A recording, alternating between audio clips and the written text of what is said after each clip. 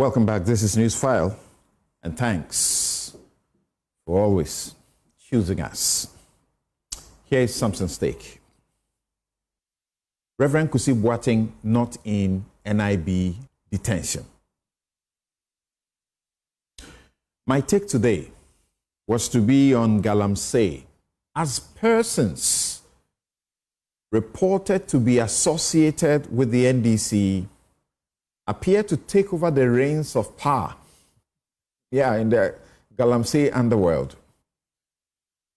In the Galamsey business, ongoing military raids have led to seizure of 10 excavators and a bulldozer in the Tano Anua Forest Reserve.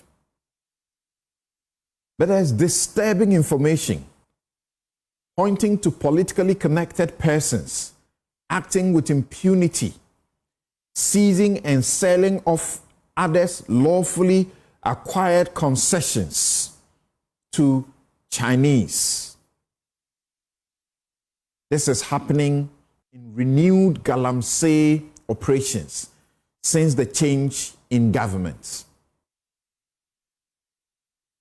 Mr. President, act swiftly, even as your government commences the process to repeal that very bad 2022 law that allows mining in forest reserves. That's LI 2462. Now, I had to check on viral news reports last night. And these news reports were about the arrest and detention of Reverend Victor Kusi Boateng. It is not true that the Secretary to the Board of Trustees of the National Cathedral is in National Investigations Bureau detention. That's not true. The founder and general overseer of the Power Chapel worldwide should be in his church tomorrow,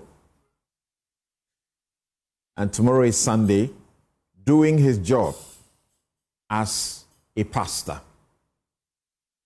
We have confirmed that he was granted bail in the sum of 50,000 Ghana cedis following an invitation to the NIB offices upon his arrival at the Kotoka International Airport on Thursday afternoon.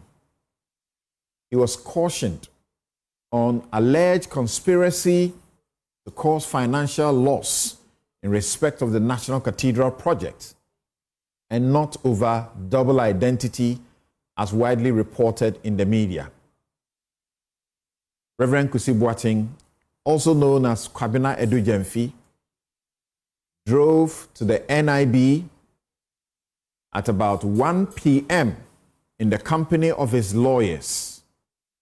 He gave his statement at about 8 p.m. and that was it. It is curious how the Secretariat,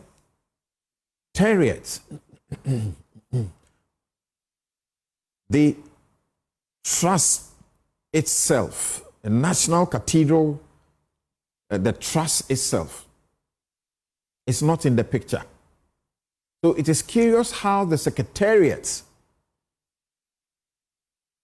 is absent, as in the entire body is absent, while the Secretary to the board is being pursued over conspiracy. I have confirmed that there is not yet a substantive charge against the trustees. The board, upon the resignation of the Archbishop Nicholas Duncan Williams and Reverend Isira Naba, is constituted by Professor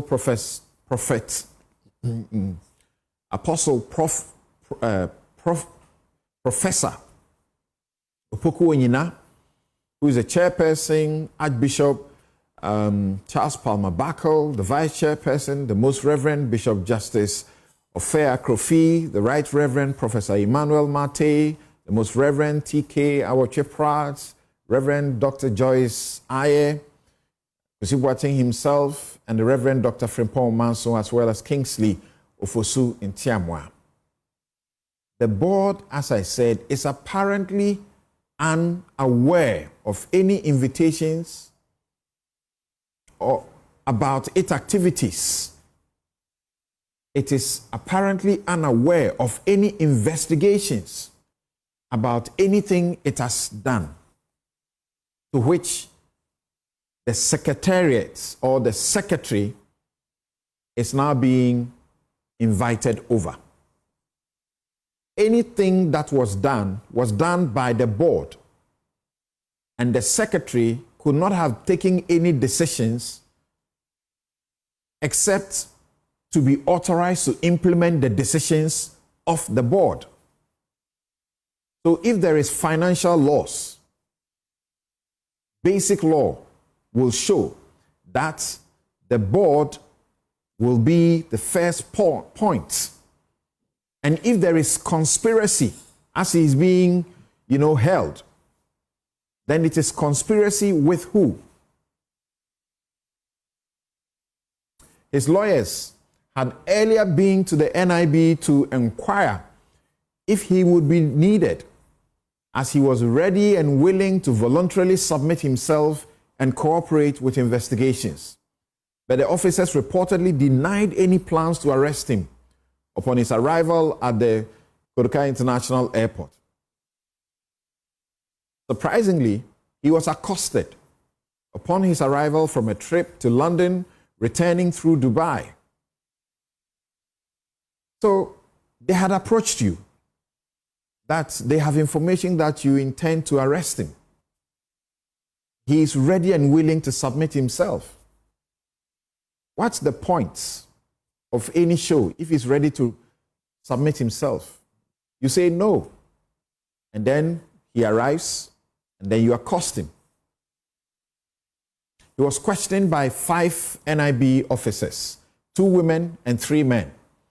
And there was never a question about double identity. In any case, you remember, Shiraji's verdict on that issue in November 2024 was emphatic that the Honorable Samuel Okudzeto Blackwest claimed that Reverend Kusi Boateng had 2 different passports, each bearing one of his 2 names with different dates of birth, was untrue or not proven, and that he rather had a diplomatic and an ordinary passport, both under the same name, and that he had never been issued a passport in his name, Victor Kusi Boateng. And that will be my take. We'll be right back. You're welcome back. This is Newsfile. It's your most authoritative news analysis platform. When we say it's your most authoritative news analysis platform, we mean it. Because that's exactly what this show is and has been in the last 3 decades. Right. So you're welcome. And what I'm wearing is Fugu exclusive. If you're a lover of Fugu, but you don't want it thick and heavy, this is light. Fugu exclusive from Konati Clothing. And Konati Clothing is celebrating Ramadan with you and asking that as you prepare, as you fast and prepare, order, your outfits. You can call 0244 676732, 0244 676732. Konati Clothing, they are giving you between 10 and 15% discounts so that your Ramadan celebrations will be beautiful. And this show, as always, is brought to you by the candid sponsorship of Bank of Africa, as strong as a group and close as a partner. MTN, everywhere you go. Ashesi University, educating ethical and entrepreneurial leaders for Africa. What Ashesi does, all of us should be able to do in every institution. I like their honor code, where they are taking exams and there's no invigilation and nobody will dare cheat. This is a Ghana we want to build for ourselves. Robert & Sons Optical Services, your comprehensive eye care service provider for 33 plus years. My Way Insurance, you dial *165# on MTN to join My Way today. DBS Industries, roofing, papa fie. Now, almost everywhere is DBS, isn't it? Yeah, and their roofing is just strong, it's good. Flamingo Paints, that's also the paint in vogue. Simply Superior Syntax Tanks, it's strong, it's tough. Activa International Insurance, our clients are passion. Now, welcome my guest as we begin to break down the budget statement that was presented by Dr. Kesel Ato-Forsyth, the Minister for Finance, and we see whether or not this big push is pushing the economy up or downhill, as the minority claims. I guess Dr. Priscilla Chumesi is economist, University of Ghana Business School. Dr. Stephen Amwa is former Deputy Minister for Finance and MP in Shaiso. Al-Hassan S. Suhini is Deputy Minister for Roads and Highways and MP Tamale North. Dr. Kwabena Nyako Otu is Deputy Secretary General, Trades Union Congress. These are our guests for the very first segments. Ladies and gentlemen, good morning and welcome to Newsfile. Good morning. Good morning. Great. So let's listen to Dr. Ato-Forsyth briefly. He's speaking about the 24-hour economy, abolishing of nuisance taxes, and you know you're going to pay lesser VAT now. People are excited. There's not going to be betting, tax to pay. Some say it didn't exist, but I think that there is a retreat that it really exists because money was taken from the betting tax. And of course, the e-levy. All right, so listen to him quickly. We'll return to the studio. We will abolish the 10% withholding tax on winning from lottery, otherwise known as the betting tax. Mr. Speaker, we will abolish the electronic transfer levy, e-levy, of 1%.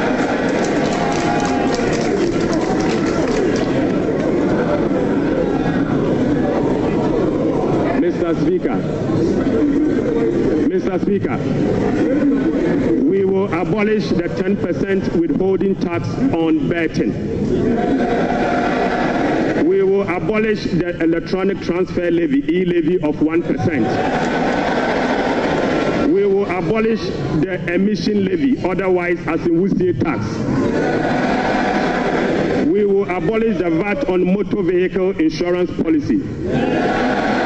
Mr. Speaker, we will abolish the 1.5% withholding tax on unprocessed gold by small-scale miners.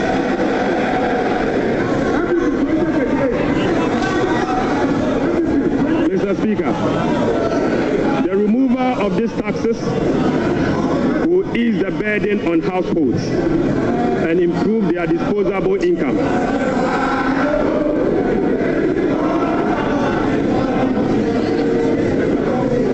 Right, Honorable Speaker, the removal of these taxes will ease the burden on households and improve their disposable incomes.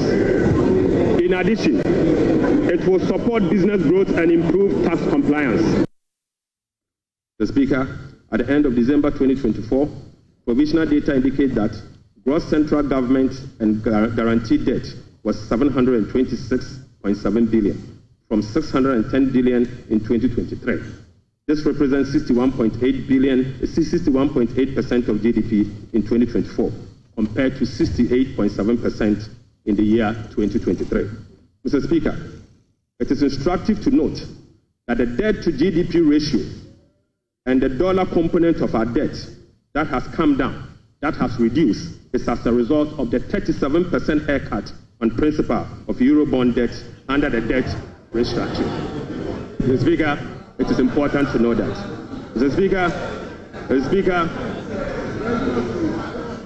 Right Honorable Speaker, it is instructive to note that the debt to GDP that has reduced is as a result of the 37% haircut on principal and interest that were given to Eurobond bondholders.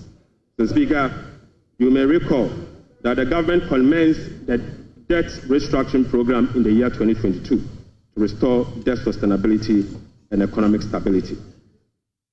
As of now, the restructuring process is approximately 93% completed. The remaining 7% relate to debt of $2.7 billion owed to commercial creditors.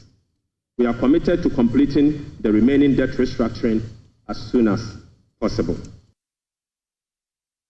Right, that's the finance minister. Dr. Stephen Amwa, welcome. Great. And surprising. Very handsome. This is Fugu exclusive. It's so nice. From Konati Clothing. Great, thank you very much. I don't know what you mean by today. He's looking very handsome. Doesn't he always look handsome? Okay. He does. You guys are not in Parliament. It's an interesting place, right? Yeah. Parliament, very interesting. Yeah. God. Yeah. It looks like you must answer every little thing that is said about your party or government. Because it goes on record. And the records are there forever. The Hansard, people who do research, and people will continue to do research. So you let nothing hundreds go. of years. Right. So you don't want them to There should find always be a misrepresentation. Okay, Yes. great. Okay, so, Prof, we start with you. A lot of taxes, repealed, scrapped.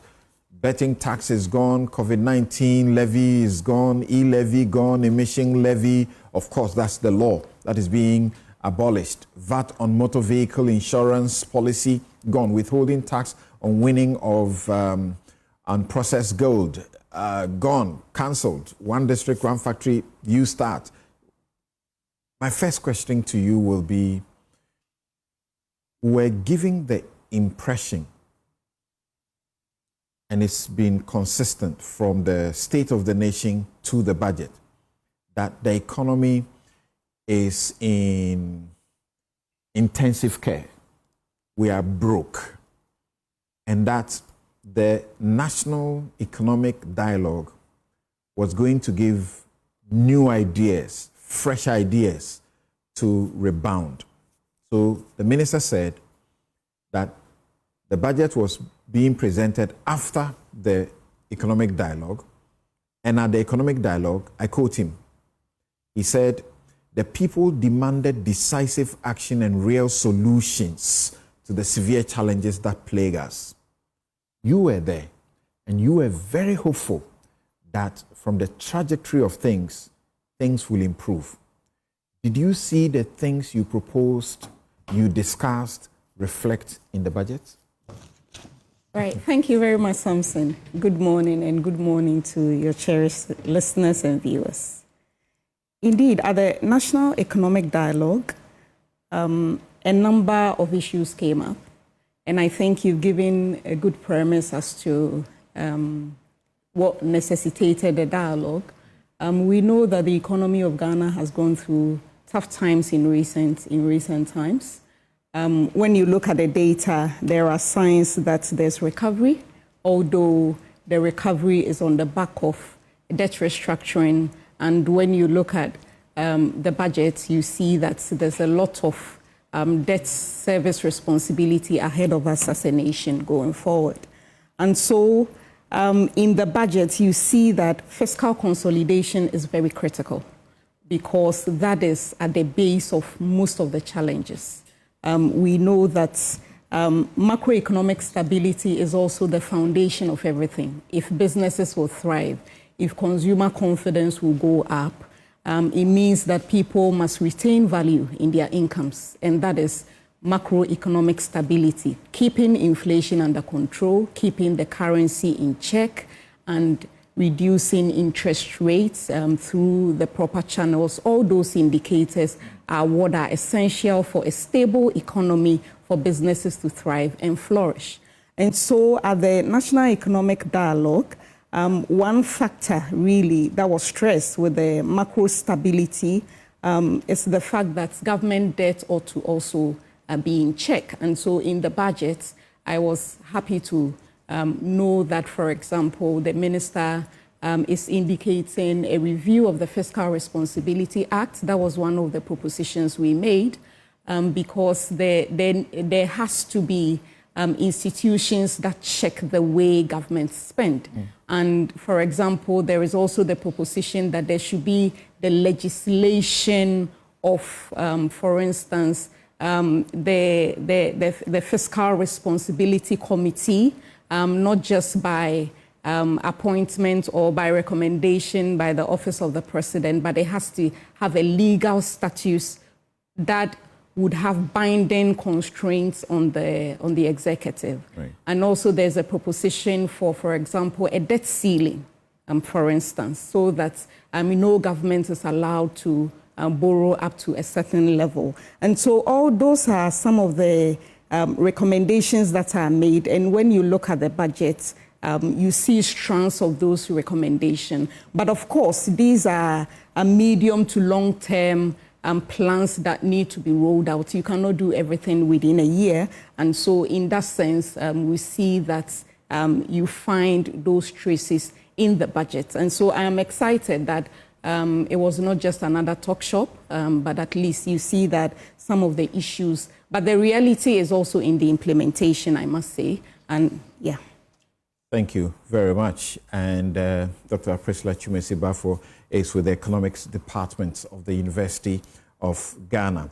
And so the things that they propose, she can see some of them clearly in the budget. And in reading the budget, I see some of the things she mentions. Fiscal consolidation is an important thing to the minister, the macroeconomic stability, keeping inflation under control, and all of that.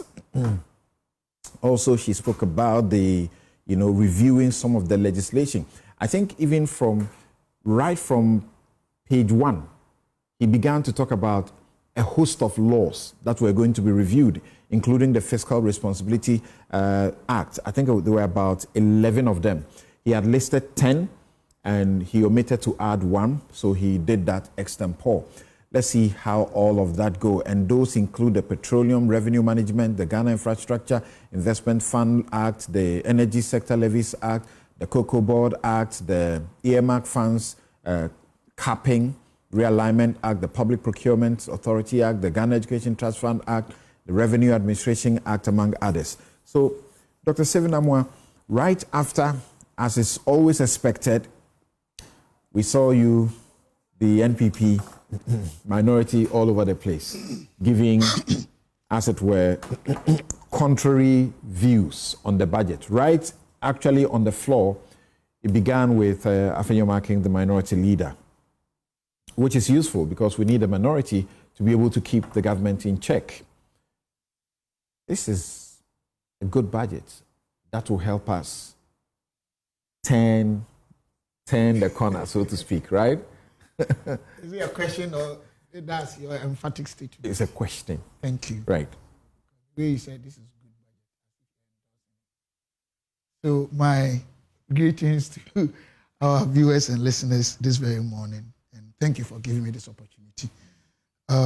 Samson, I think if you really get into the details of the budget, you realize that there hasn't been any new paradigm shift. It looks like the same trend since I started talking about budget statements in Ghana. That doesn't mean it's good or bad. I'm not talking about that. What it means is that I want to pick it from where my respectable doctor came from. That, and this will be your preliminary comment, overview. Sorry. It's not just about what we see in the budget, it's about the implementation. Because budgets are just projections. They are statements with intentionality, what we intend to do. So it is the implementation that will enable us know that the variance will let us know whether indeed what we said we're going to do in our budget, we've been able to implement them more than we targeted or less or the same. So it will be difficult for me to say now whether it is one of the best budgets or even the worst budget. Of course, I have my reservations when it comes to most of the extract from the budget. But I also think that if it's just projection, you also have a few things in it that one will say that, if we're able to implement them, they will be of help to us. Having said that, I want us to also appreciate or acknowledge the fact that, that's why I said that it looks like it's a cliche stuff. This issue about fiscal space, how we deal with our tax policies, how we deal with our lending, our borrowing with respect to our GDP, which to me is the most important indicator we need to look at. These have been areas that we tend to forget that they are calibrated in nature in terms of decisions, and that depending on how your fiscal space is, then you decide to either take away taxes or include new ones or increase some of the items, because we are always pushed by what the public expects.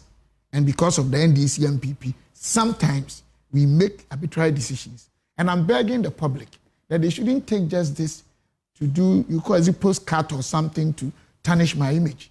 They should look at the explanation I'm giving. Because now sometimes it's difficult talking. You don't know where they want to change the story for people to insult you. And we are getting increasingly inhibited. We want to serve this country.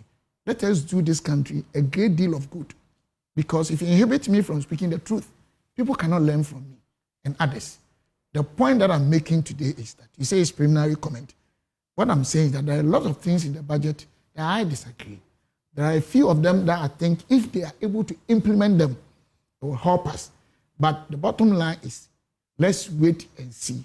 And I'm not saying this looking for negative results. No, I'm a statesman. I want to see the implementation, the fulfillment, sticking and adhering to. Because some of the expenditures that we see when it comes to Office of Government Machinery do not really necessarily depict a government that is ready to be careful in spending. Right. This is what I can see for now. Okay. So you make your point, and as for what people will say, make your point with your conviction and leave people to say what they will say. I know you're a patient man. I saw you patiently handle somebody in the premises of Parliament who was clearly misconducting himself in the manner he dealt with you, and you were very patient about it. And I think that is very good, right? And now, 1 second here about Parliament, that people will see. No. All of us are not safe. Yeah, ask him.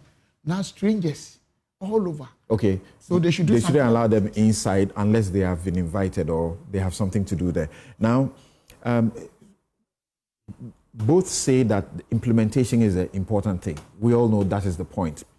But my Bible even tells me that you write the vision down.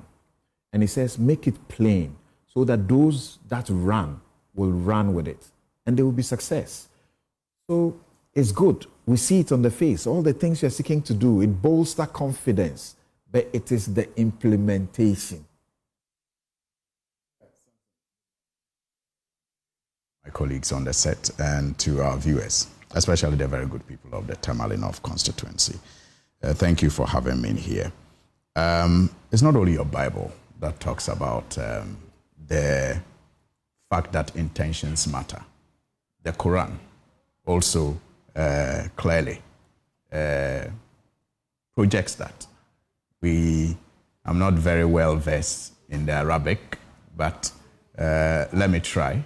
In Nama Amalu Biniyat, we are told in the Quran that actions are judged by intentions.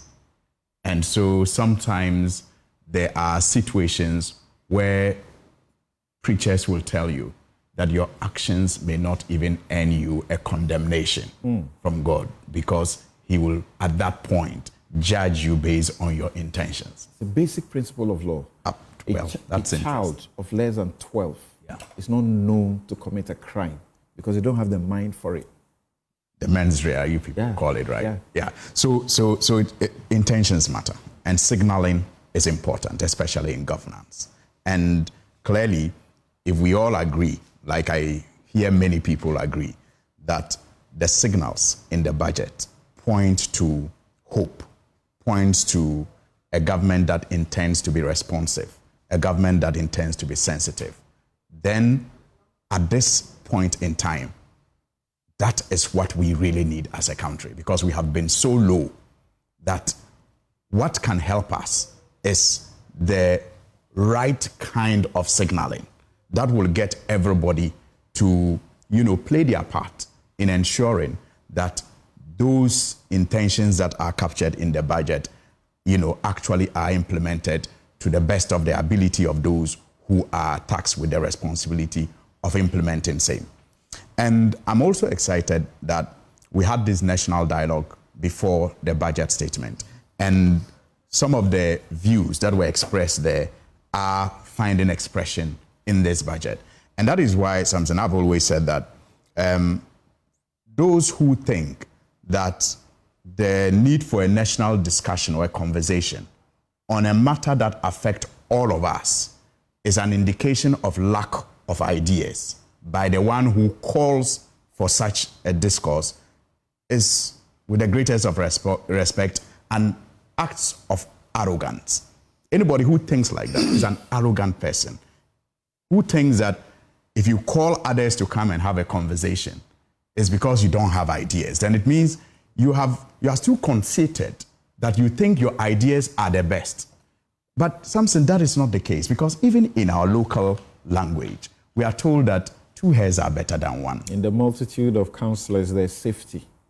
Absolutely. So even if you think your idea is the brightest, is the greatest, it is an act of humility and sensitivity to still want to test it in the multitude of other ideas. If at the end of the day, everyone comes to agree with your idea, they will lend support to it easily in its implementation. Remember, this is your overview of the budget. So yes, so that's the point I'm making. So I'm quite happy that we had these conversations and we are seeing some of those things reflect in the budget. And we are all going to play our part in ensuring that we either monitor or take decisions where we are tasked to ensure that, these intentions actually are implemented. Because when they are implemented, it is to our own good.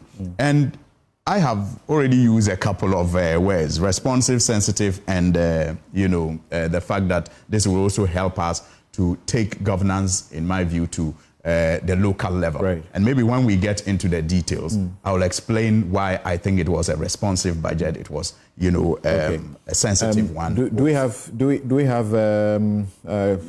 Dr. Kwabena Nyakoto online? Doc, thanks very much. From where you sit, do you glean some confidence in the budget statement? Thank you, Samson, and good morning to the panelists and listeners. I think I do. The budget statement, as we have it, has good statements, vibes. And as the other panelists have said, if only we will walk the talk and follow through with proper implementation, we surely should be able to deal with some of the problems we have in this country. So, for example, let me give an example about the Agriculture for Economic Transformation Program. Good. And then zoom in on the Nkukon Kitinkiti project.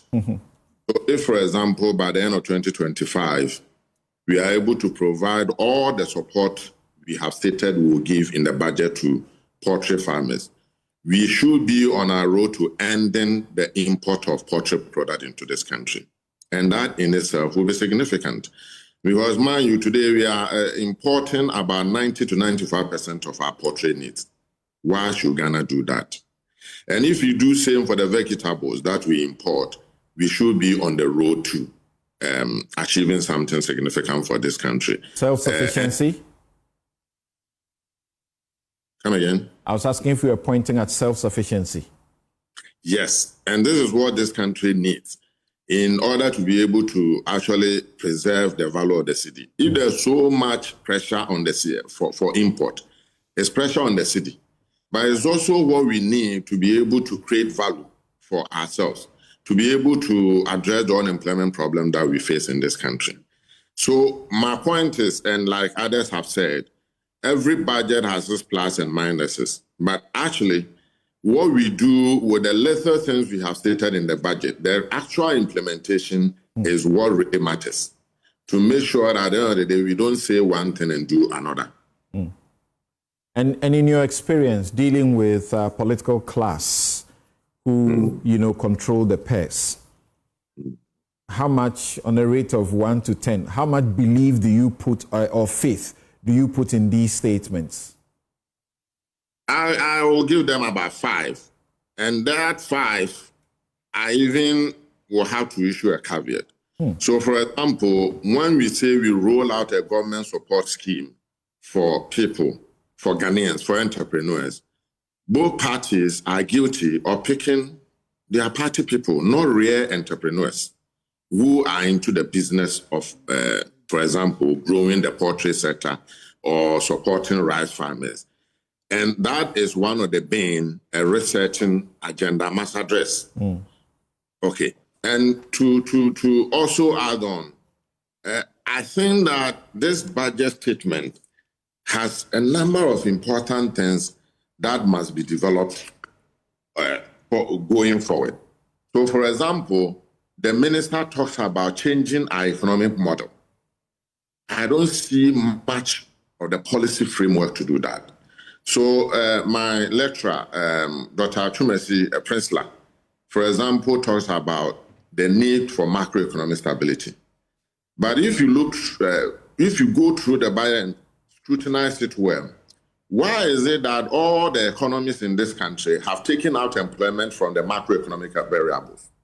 Why should it be so? Because she taught me at the University of Ghana that one of the most important macroeconomic variables is employment. Why have you taken it out of the macroeconomic framework in this country? And as the president indicated in the State of the Nation's address, there are over 2 million youth in this country that are unemployed. We had expected a change economic model to incorporate a target on how we achieve employment or how we actually reduce the unemployment of young people in this country. So that at the end of the fiscal year, we do not assemble here again to talk about inflation, which is important though. We also ought to have been able to say that, okay, the minister said you will reduce unemployment rate from this number to this number. And then we have a framework to be able to address those kinds of things. Thank you very much. On a good note, I come to Dr. Priscilla Chumesi. But for, again, as he mentions, Dr. Utu mentions, for the many years I've hosted you on the show, and we rarely get you. And that's good anyway. I find you are always concerned about job creation, youth unemployment, job creation, youth unemployment. Does this budget speak to it, particularly at a time when the unemployment rate is widening? Thank you once again, Samson. I think that to put the discussion in perspective, we must acknowledge that this budget is coming on the back of an extended credit facility program. That is the IMF program that we are on. And so the IMF program places a lot of emphasis on fiscal consolidation. You need to get your macro statistics right. And when that is right, all other things will follow. And so when you look at the budget, I also see that there are a lot of social interventions that are being enhanced or improved. And that is also, to a large extent, addressing some of the negative press that the IMF and international agencies suffer because under periods of austerity, there are usually a lot of hardship in the system. And so when you look at the budget, you see that LEAP beneficiaries are increasing. There's been increase in capitation, grant, school feeding program, and all the other indicators that are sort of cushioning the poor in terms of while trying to stabilize the environment. And so critically looking at this, you see that most of the interventions within the budget are really on the consumer end. The consumer end in the sense that the minister indicated. So for example, e-levy no longer exists, meaning that you are increasing disposable incomes of people. Betting tax, although I don't know how young people will come at me at this, but I still have a lot of reservations against the removal of the betting tax. I am of a considered opinion that it is income that must be taxed because we continuously talk about the need to broaden the tax base. And if an existing handle is there and is credible, I don't think that we should take it out. But that said, it means that there is a lot of revenue, disposable income on the part of the consumer. But when you look at the producer end, you do not see a lot of it. And so, for example, the minister indicates that the big push policy would be sent to Parliament for, that is, I believe that when we get that, we will be able to look critically at some of the issues. So, for example, if you do not address some of the structural challenges in terms of the production side, agriculture, industry, services, to create the needed jobs, quote and unquote, you are putting a lot of resources, liquidity out there on the consumer side. But if producers are not able to respond with production, then it means that you struggle to control inflation. And then job creation would also be an issue. And so in all, for example, under the big push, I think that that is where all the other incentives that will go to industry would be addressed. But one of the issues I also have in this country is that we need to have policy consistency. And so, for example, when you look at the social aspects, we have done well. And I think that you see that the hand of the IMF and international agencies consistently will push on continuity of your social policies. But when it comes to our industrial policies, you see that every time one government will come and do one thing, another would come and abolish and do another. So you do not find consistent support for Ghanaian businesses, for them to grow and thrive. Businesses do not become conglomerates over a 4-year period. And so, for instance, the One District, One Factory initiative, for example, I know that over 100 firms benefited from that. Mm-hmm. Don't we have any that are viable in there that can be supported under the Big Push initiative, for instance? Because the government is focusing about job creation. Job creation does not know any color as to whether it's MPP or NDC. But that also falls into the point that Dr. Otu indicated. If beneficiaries are consistently chosen based on party colors, then when a party changes, the other party would not want to do that. And I think that as a country, particularly on our industrial end, where we are trying to encourage indigenous businesses to grow and flourish, we should try and do away with some of these challenges. Really. Thank you. And apart from what you just, enumerated, what in the budget excites you? What's in the budget? What other aspects of the budget excite you and give you hope that the situation will be turned around? I must say that I am cautiously optimistic on that tangent, because we are still on a recovery mode. And when you look at most of the projections that are made, you see that it is moving closely with the IMF program implementation outline that is rolled out.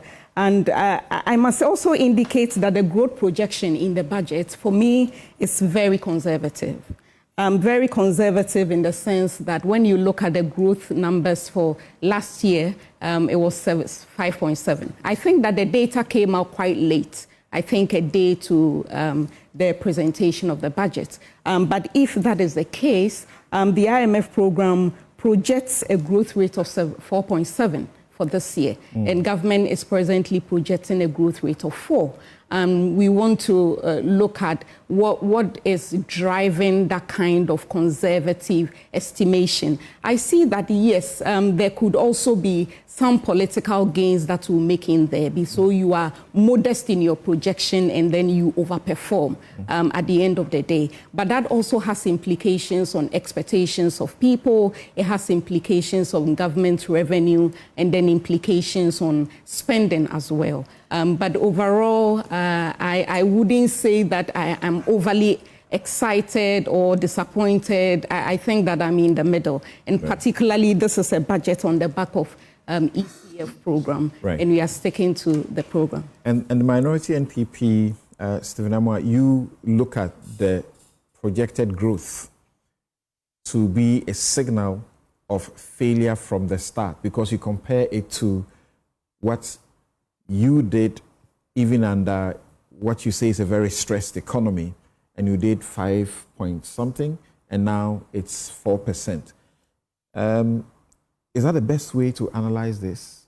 Okay, thank you, Samson. I think just before that, a couple of issues raised that I think they are important for all of us, or for me to add my voice to it. In the first place, my honorable member talked about the fact that that consensus building exercise they conducted, some people are saying because they lack ideas. Having heard about, truly people have said that, then I side with him. I've heard that is totally unacceptable if somebody says that, because even in strategic management, one of the lenses of strategy development is building strategy by ideas, collection of ideas. So it's extremely important that you operate open culture system. But maybe for one or two other internally known reasons, my leadership and all of us from minority side did not attend that one. Maybe we don't want to explain for now. But aside with him, that does not illustrate the fact that they lack ideas. So we need to take that to the right. We need to consider that. And then the second person that we spoke about employment issues, which to me is extremely key. But then let's link that to what Dr. just said, my dear sister here. I think what is happening in our country is our inability, I call it from the farm to the factory, or from farm to factory to the factory. I am at the moment working on something, a research with a professor, which will come out probably by next year. Because most of our problems, apart from this policy inconsistency she talked about, is our inability as a country to connect our widely endowed natural resources and raw materials, and even farm produce, to that finished goods. We all talk about them. The day we get that right, Samson, most of our problems will be solved. There will be sustainable job creation, importation will go down, people will get job to do, there will be liquidity, taxes will be done from production side, and most of the hardships will be reduced. So it's one area we need to look at critically. Get rid of the Gettysburg economy. Exactly. But something where most of the times we get it wrong as a country is that NDC sometimes have fine policies, NPP have fine policies. But one of the things we don't do is what precedes this policy statement. Do we conduct the needed research, get the needed data, develop our value chains, analyze the risk factor before we even promise Ghanaians? It's one thing we need to look at. That phase is missing. I mean, under all regimes, we need to look at. Once you want to do something, you don't listen to anybody else. It looks like often that's what happens. If you take e-levy, for example. E-levy, I supported e-levy, and I still support e-levy. And it's one area we also have to look at. Why do we take taxes? Now, it looks like taxes are demonic or demons in our country because MPP and this one is in government. It doesn't matter whether our fiscal space is due or not, don't bring any tax. It's something we can discuss later on. But from where I stand, that I have pretty much idea what entails, what the fiscal space entails, and how you can harmonize the elements to ensure growth and sustainability. We should be careful the way we condemn taxes. Maybe where we fall short is our inability to communicate and have the cascading effect so that people will understand us and the usage of what we get. These are the areas I think I mentioned that as an example because it didn't bring in what you had projected, woefully didn't get any close, and then in the process, many of the vendors, Momo vendors, lost their jobs, became unemployed, and added to all of the trouble. In any case, thousands of companies or people had lost their jobs because of this COVID in the whole world, including Ghana. I mean, private sector, even before COVID, the taxes we were talking about, they had sacked over 40,000 people. The companies had collapsed. We're running almost 12 billion. So this worsened those things. So it depends. Sometimes the long effect of, because your debt to GDP was moving to 100. And the only way to do is to get revenue generated internally, of course. So it has its pros and cons. But Samson, let's come back to the target. I think that the NDC guys, my brothers and sisters, were, as usual, displaying some of their propaganda way of handling things in our country. Either they wanted to set that low target so that the next budget, they will say that, we said we're growing 4.4, now we are growing 4.5. Although that might be far below 5.7. Or, as my sister again said, maybe they are privy to underlying pieces of factors or information that I am not privy to. So based on that, they think going forward, This is the projection they have to set.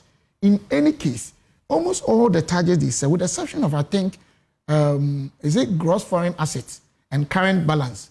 I stand to be corrected. Almost all of them, they set targets below.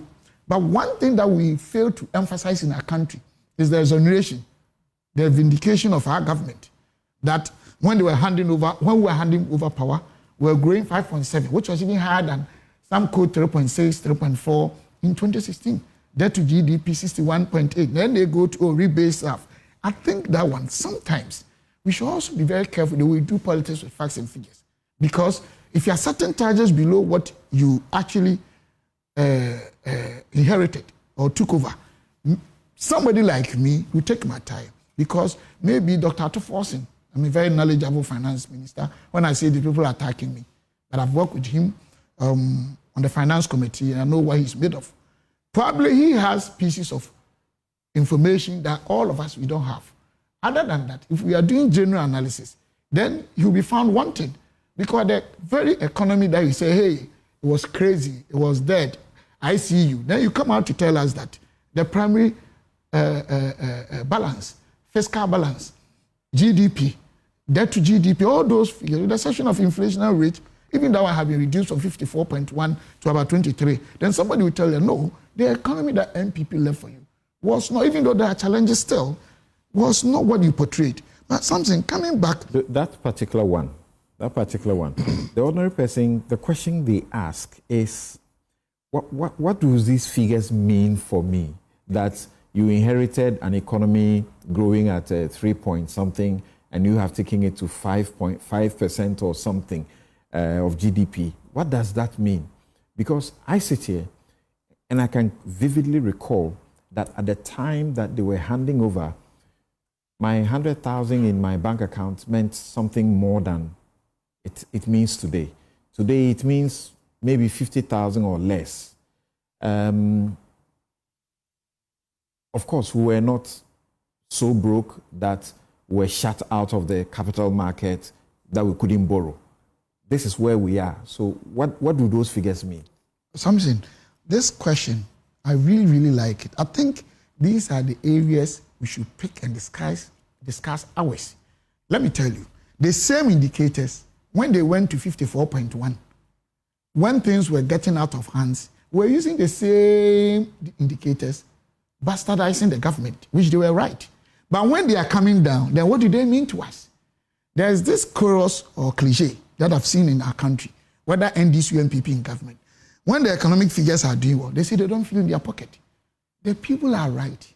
But that doesn't mean MPP and DC, they are wrong. Maybe Doc is here. Our market, economic market or market economy is predominantly SME type. Because something, systematic risk index. It's an index that determines how practically your market or your companies are responding to economic performance. So once it is the defensive type, generally, that's how our economy is. When the economy moves 10%, they move slowly. There's this lag effect. So the people are right that sometimes the inflation is 10, but they don't readily feel that in their pocket. I hope you understand what I'm saying.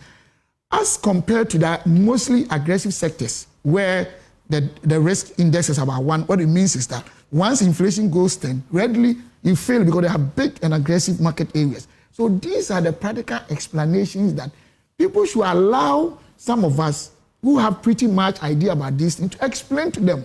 But people will not accept any explanation. In any case, the issues such as even the DDEP, anybody that suffered is right in sorting the then government, attacking us.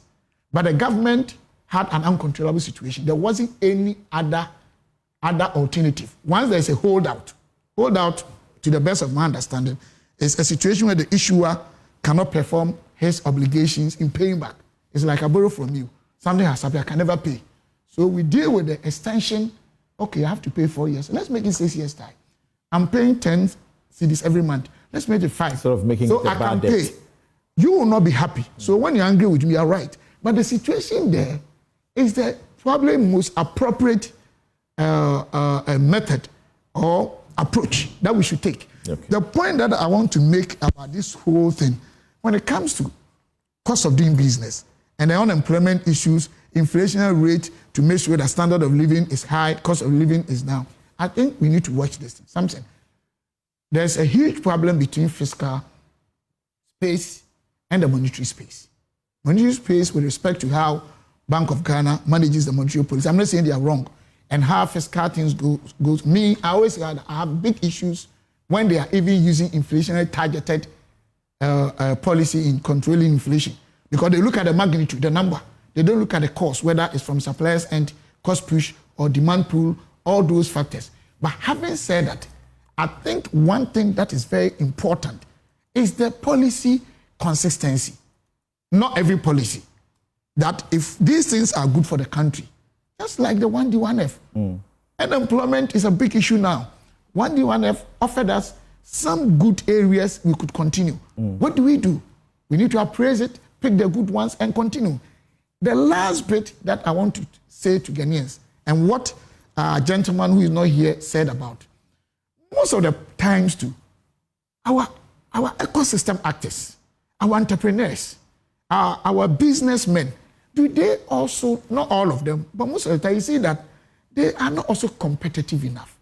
If you like, let present president, His Excellency John Dramani Mahama, or Dr. Atufo give Ghanaians, about 100 of them, 1 million Ghana cedis each, interest-free after 2 years. Go and ask what has happened. So we should also include orientation, education, training, so that it's not just the money, it's not just the low inflationary rate, but the ability to understand and move away from this weak entrepreneurial ecosystem. Because we'll talk about government, that's the systematic risk factors, the major ones. What about the specific ones that the companies know how, the entrepreneur or the investors know how? How do they manage their value chains, operation? Do they really understand them? So we need to balance all these. Thank you so we very can much. have a very strong. Now, let's listen to the finance minister again.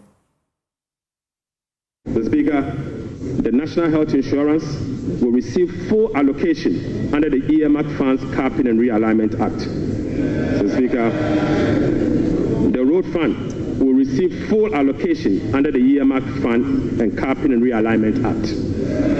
Mr. Speaker, JNPC share of net carried and participating interest from 30, we will reduce the GNPC share of net carried and participating interest from 30% to 15% and fully restore transfers to GNPC under the earmark fund and capping act. Right, Honorable Speaker, we'll be amending the Mineral Income and Investment Fund Act to ensure that 80% of the royalties originally maintained by MIF is transferred to the Consolidated Fund for Infrastructure Development. Right, Honorable Speaker, we will strengthen social protection through the implementation of new interventions such as the no academic fee policy for all first-year students in public tertiary institutions under the No Fee Stress Initiative. Mr. Speaker, it also includes the free tertiary education for persons with disability, free primary health care, the Ghana Medical Trust Care, otherwise known as Mahama Care, and free sanitary pads for schoolgirls. And Sweeney, to some of these policy initiatives, key policy initiatives, we have the Women's Development Bank, 51.3 million seed money, assembly members, 100 million earmark, capitation grant, 145.5 million, Akosombo Dam victims, 242.5 million, Ghana cedis, free sanitary pads, 292.4 million, free level 100, he mentioned, free fees for level 100, 499.8 million, free SHS, getting the biggest, allocation so far since its implementation, 3.5 billion, and NHIS, 9.9 billion.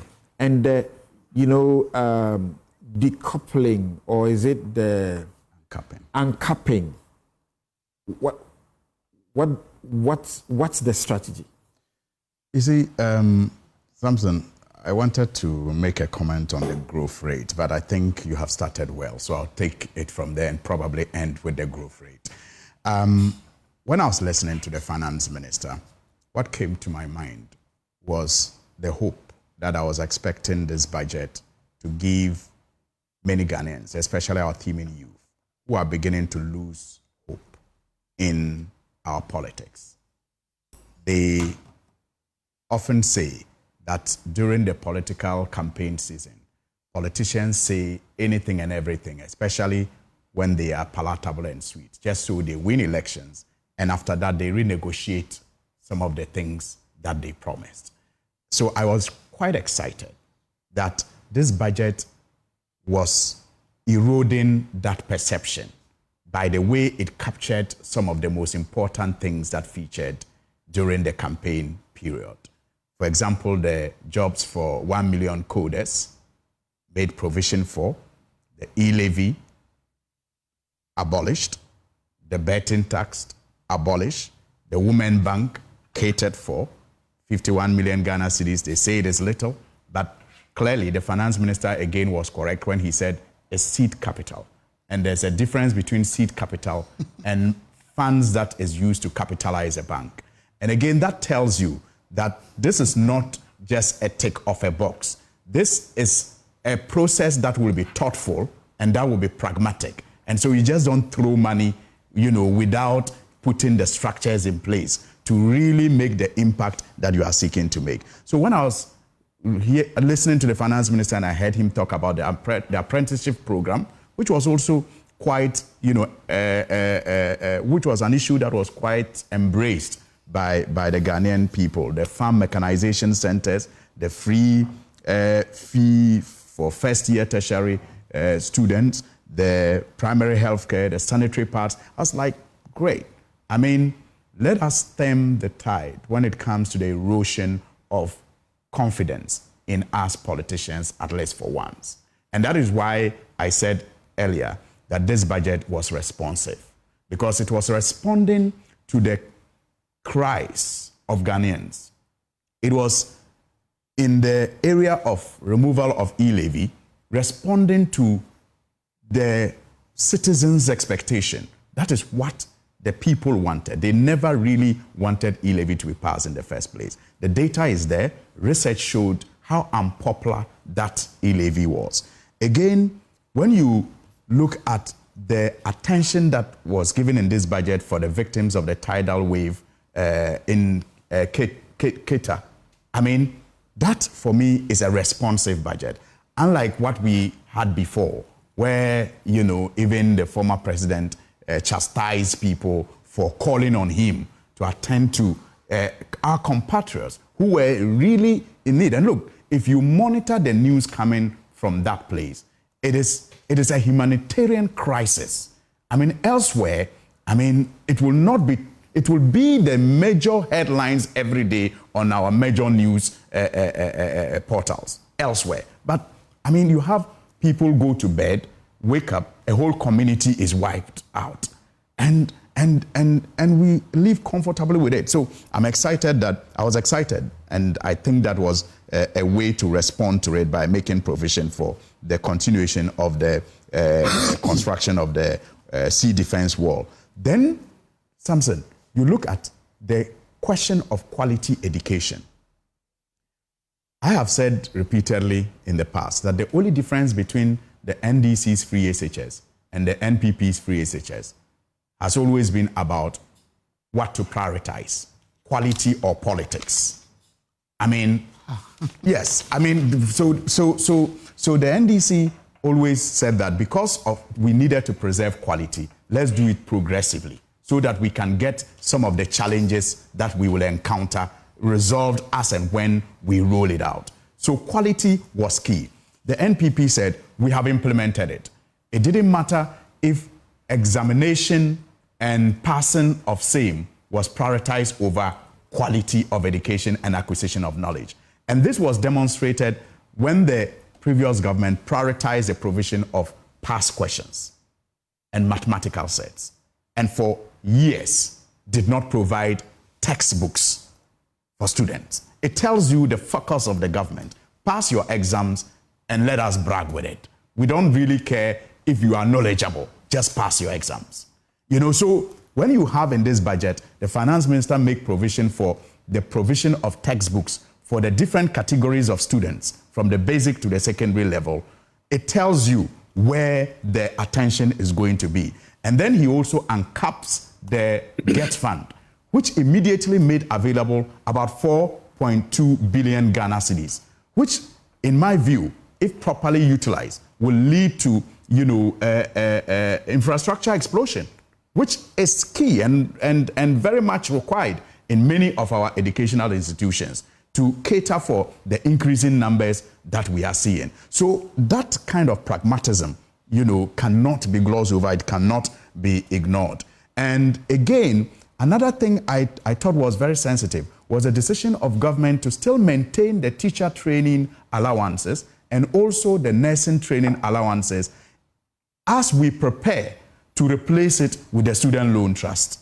I mean, because the policy decision has always been to strengthen the student loan trust fund, put more funds there so that we can migrate students from the teacher training colleges and nursing training colleges to the student loan trust where every other tertiary student gets support from. You're stating that these allowances will eventually disappear and be replaced with loans. That is the NDC's policy. But I'm telling you that it is in our manifesto. I'm saying that clearly the decision to maintain it is because of the pragmatism of the government. Is the recognition that these students really need support.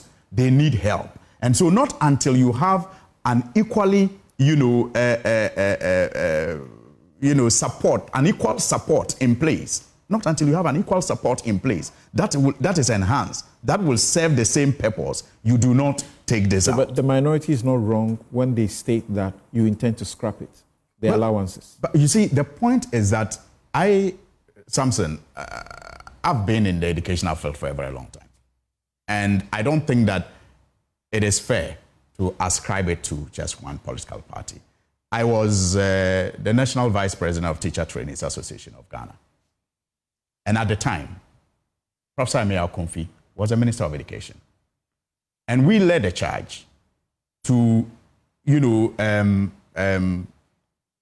elevate teacher training colleges to the tertiary level as student leaders at the time. We had meetings with the government at the time.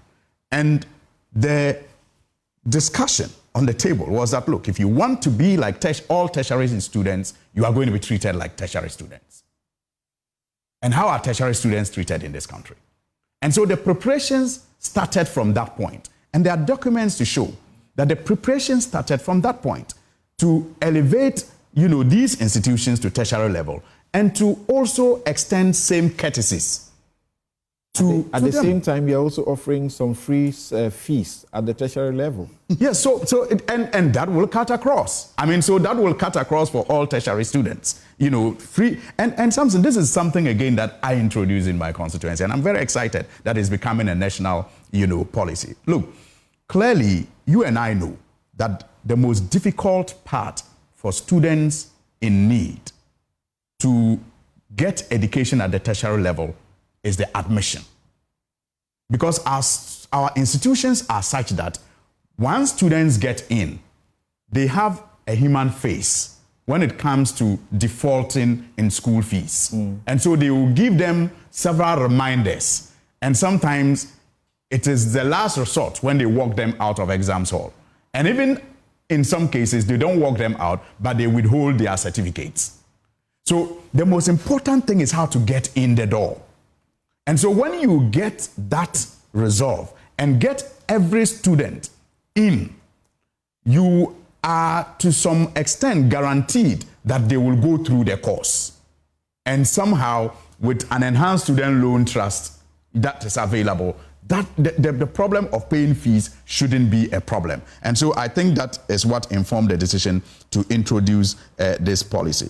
Samson, again, you look at capitation grant being increased, you look at the school feeding program getting an increase in the budget. Then you look at the assemblymen who are also going to be catered for, and the free education, tertiary education for people with disability. Clearly, this was a budget that was a sensitive one and paying attention to the vulnerable in our society and the need to support them to all play their part. And apart from the GET fund and capping, you also will notice that in the road sector, we are told, for example, that on commitment basis alone, we are indebted to a tune of about 100 billion Ghana cedis, commitment basis.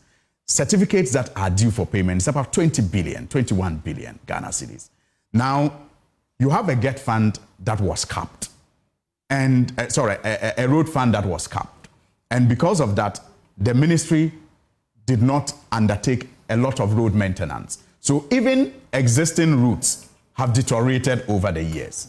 And so if you have a finance minister who says, I'm uncapping it, so that I can make immediately available 2.8 billion Ghana cedis, even though it's a drop in the mighty ocean, it is an important one, because everywhere you go in this country, the requests for roads, are just overwhelming. Okay. And they are so because they are, critical to our development. Okay. And let me wrap up. And maybe the uncapping part, the point I need to make before I wrap up is that I think that it also shows a government that does not want to centralize our, expenditure.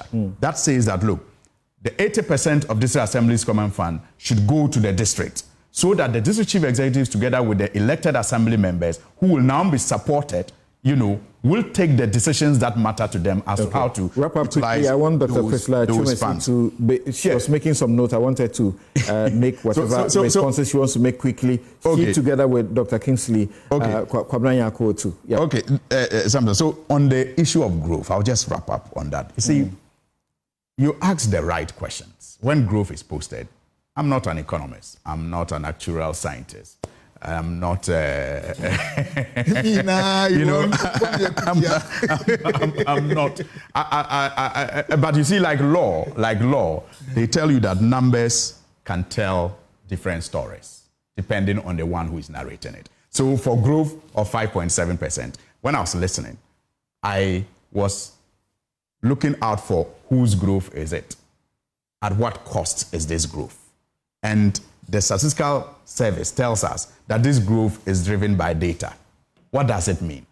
So, for example, you have mining, you have trade, then you have construction. In the construction sector, you are told that this growth is as a result of price of goods and items that are used for construction. So cement prices, iron rod prices impact this growth. Now, if you produce more houses, that would have been impactful growth. But if you are producing less houses at a higher cost, and that has impacted your growth in this way, then what is there? Whose growth is it? What cost is this growth? Thank you, It's important that this feature in the conversation. Yes, Doc. Okay, thank you, Samson. I think that one issue I must also indicate in the creativity of this budget is the uncapping of some of the stipulated funds. But that said, I know also that because of the lack of flexibility in our budgets, that was the wisdom behind putting a cap on some of these things. And so, for example, you know that government total revenue is usually used up in compensation and earmark payments. And basically, once interest payments come in, nothing is left at all for capital expenditure and others. And so on capping it, it sounds great, but we also know that the surplus after the cap, for example, with GET Fund and HIL, went into the consolidated fund to fund some initiatives, running of government business, goods and services and other things and capital expenditure. Now it's being decentralized. And so that, for me, it's some of the real risks that exist within the budget, particularly in keeping with the primary balance, for example, because now those funds are no longer coming. And particularly, I think once these are being done, we need to keep an eye on the procurement law, because now you are decentralizing these. And if effective regulation is not happening over there, then it means that you may not gain much out of it. And particularly also for the use of the tax refund account to support the gap that the e-levy removal is creating. I think that it's creative accounting that has been done. It's not any additional funds that is coming in, but it exists to be used towards the gap that is created. And that is also indicated is because a lot of people are not filing their taxes, and so they are not going for whatever they have overpaid over time. As the years go by and people become quite aware of some of these tax laws and begin to file, then it means that the refund account may not necessarily have the excesses that we are basing the e-levy on. And so for that matter, policymakers would have to look for a more organic way of trying to generate revenue on that. Right. I am excited about the free sanitary pad for girls in primary and secondary schools. A lot of people downplay it. Men think it's funny. But when you go to rural areas, some girls really struggle at the time of the month because they don't have menstrual products. And for me, if the government really means business with employment generation and all that, I think that they should source those sanitary products locally. Okay. It should not be a contract given to someone to import, to bring the product, so that we build local capacity and create jobs. And usually well. there's someone who will be some party business. Exactly. Let me bring Dr. Kwabena Yakoto on now. And there are people who are also excited about the at least 80% of the district assembly common funds must go directly to the district assemblies for them to determine what they want to use it for. A departure from the very bad situation where procurements were being done in Accra for them, and there were procurements that they didn't need. Sanitation procurements, all sorts of fumigation procurements, they didn't need, and all their money was being used in Accra, and they didn't have access to the money. This minister says at least, that is just the least, 80% of the monies for the district assemblies must go to them directly. Dr. Kwabena Yakoto, what do you say?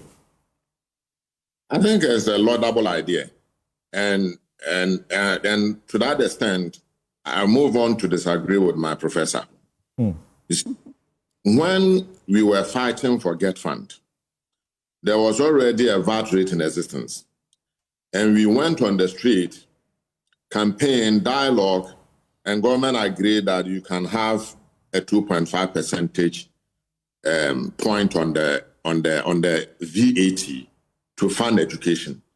So if government needs additional money, they should not touch the Get Fund, because that one, we fought for it for a specific purpose. And I've heard this idea of the rigidity of the budget, which meant that we need to cap the Get Fund and other, the NHIS and all of that. I think that government must explore other avenues for reducing the rigidity in the budget, for raising more revenues for its own purposes. But these were specifically done to achieve, what do you call it, education infrastructure, support education at all levels. It was not meant for general government business. So I support the uncapping. And I also support the idea that the district assemblies must have the freedom to choose what they use with the district assemblies common fund. So I support that initiative. Having said that, Samson, I need to respond to a few things. And next, I would suggest that in this program, we don't allow the politicians to talk too much. Because we have been listening to them anyway. So this what happened. Normally, they have a lot to say. So Stephen spoke for almost 13 minutes. Suwini spoke for 13 minutes plus a few seconds. Dr. Priscilla Chumesi, the 2 times she has spoken put together, brings us to about 8 minutes or so. And let's see what you also do. You did about 4 minutes and when you spoke first. So if you look at the budget on paragraph, I think 118. Okay. The finance minister says, Mr. Speaker, our immediate task is to reset our nation to restore good governance, reduce the excruciating suffering of our people, and set our country on a trajectory of economic transformation. Samson, this gives me hope. And it gives me hope, scanning through the budget, you realize that the finance minister's perspective is that even though this economy is in trouble, he uses ICU, intensive care unit. He thinks that you cannot get out of the trouble by taxing the people. So the reduction in the taxes or the abolition of those taxes are important. Of course, and I will agree with Dr. Chumesi, we should also realize that not all taxes are really meant or ought to meant for revenue generation. So, for example, betting tax. Is there no problem when so many of our youth are engaged in any productive business but are actually in the cafes betting? So taxes can also be used to modify behavior and to nudge people from a certain course to a course we deem important or appropriate.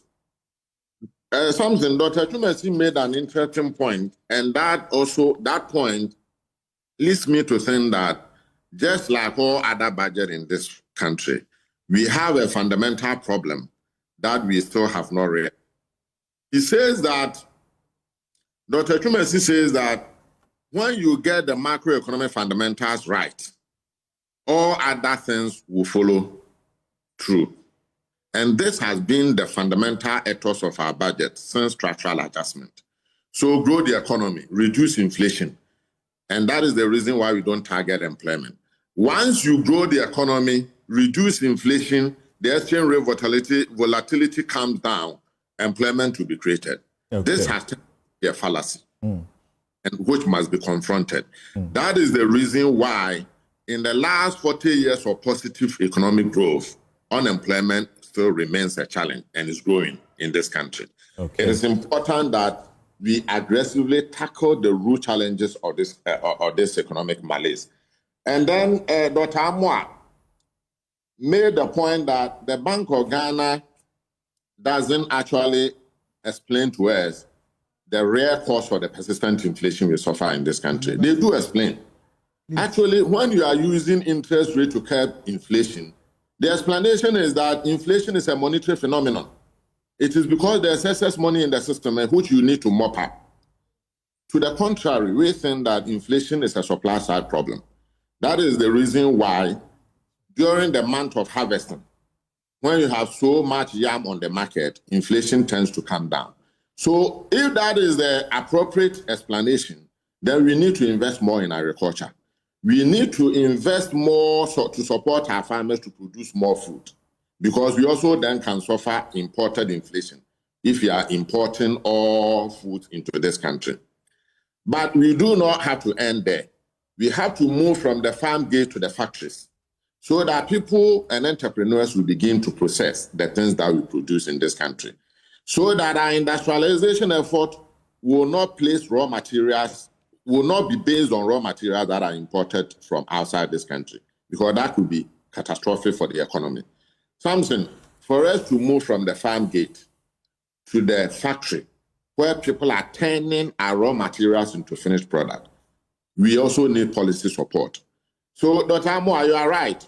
If you were to give entrepreneurs, Stephen Amwa, Doc, if you are to give entrepreneurs 2 million cedis each, interest-free, no other constraints, they may not achieve much. Because whilst you are asking them to produce poultry product, you have also opened the floodgate for frozen poultry chicken product to come from the Netherlands and also from the UK. Okay. Those factories, they have been in the business of producing poultry product for hundreds of years. They are a little bit more cheaper. They are well packaged, so the Ghanaian will go for those things. So something, the point I make that our industries needs policy support. We need to look at our trade policy. It is not help. Thank you. Hold on for me and listen to Atuforsen again. And I'm coming to you, Steve. Listen to Atuforsen again. Right, Honorable Speaker. The Bank of Ghana is also seeking an amount of 53 billion Ghana cedis as bailout to be able to address their negative equity challenge that they face. Mr. Speaker, as part of the measures to address these mounting accumulated arrests, we have commissioned an audit of these arrest payments and guarantee value for money before a penny will be paid. Mr. Speaker, before a penny will be paid, we'll commit to do that arrest. Right, Honorable Speaker, in addition to the 67.5 billion cedis in arrests, the validation process also revealed that MDAs have awarded contract to the tune of a minimum 194 billion Ghana cedis. Mr. Speaker, this amount represents 16.5% of GDP as at the end of 2024, with the road sector again alone accounting for 100 billion Ghana cedis. Mr. Speaker, most of these contractors and most of these contracts were awarded without commencement certificate and authorization. Mr. Speaker, this is in blatant violation of the Public Financial Management Act 921. Mr. Speaker, the financial sector still struggles even after spending 30.3 billion in the financial sector cleanup exercise by end 2024. This includes 26.9 billion Ghana cedis after spending this amount in the banking sector. Mr. Speaker, as we speak, the financial sector is still struggling, and the financial sector will require 10.45 billion Ghana cedis to address the financial sector legacy issues and emerging risk. In addition, Mr. Speaker, an amount of 2.2 billion Ghana cedis is required to fully capitalize the National Investment Bank and the Agricultural Development Bank of Ghana. So we're wrapping up at this point, and my guests will do us a favor by not doing beyond 3 minutes each, and let's know what your biggest takeaway is, your biggest disappointment of the budget is.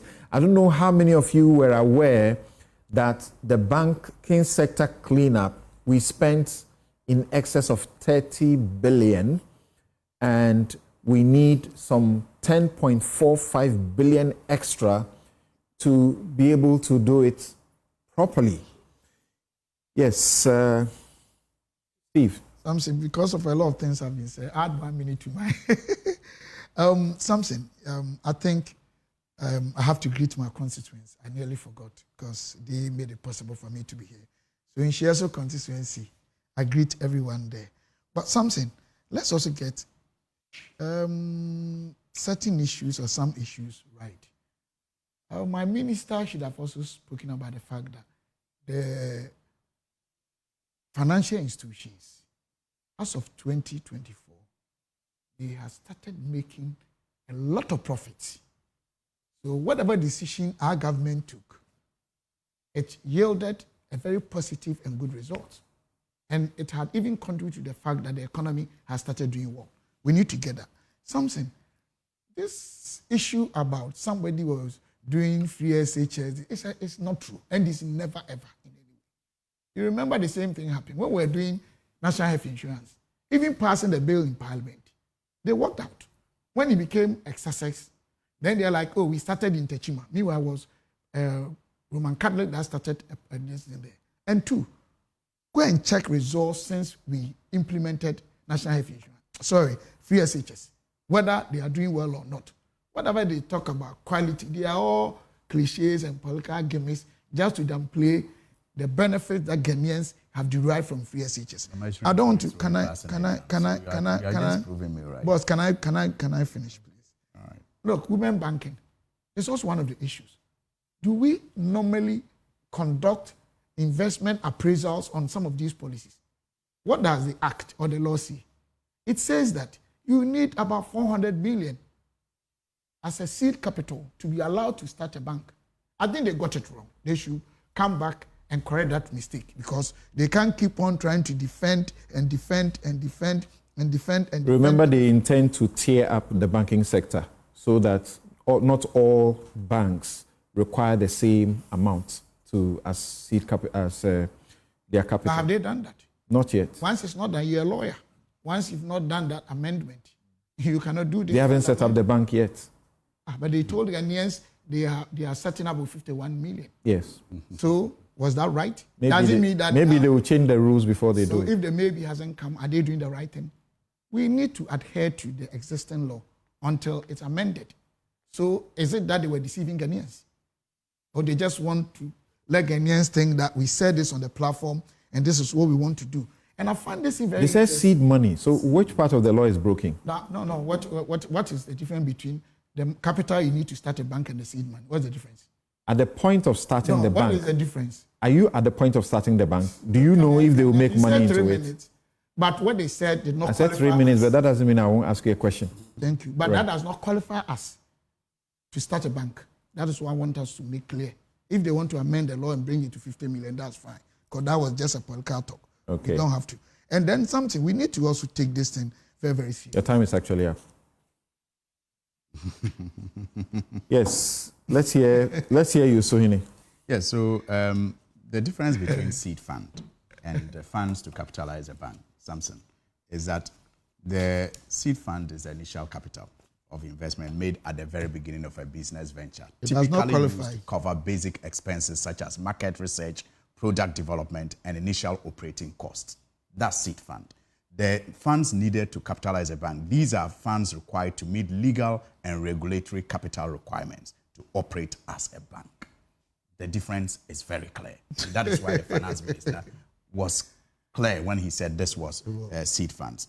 Now, I think that because I don't have time, but it's quite exciting. You can take it on a lighter note. I'm happy that we have come a full circle with this sanitary pads thing.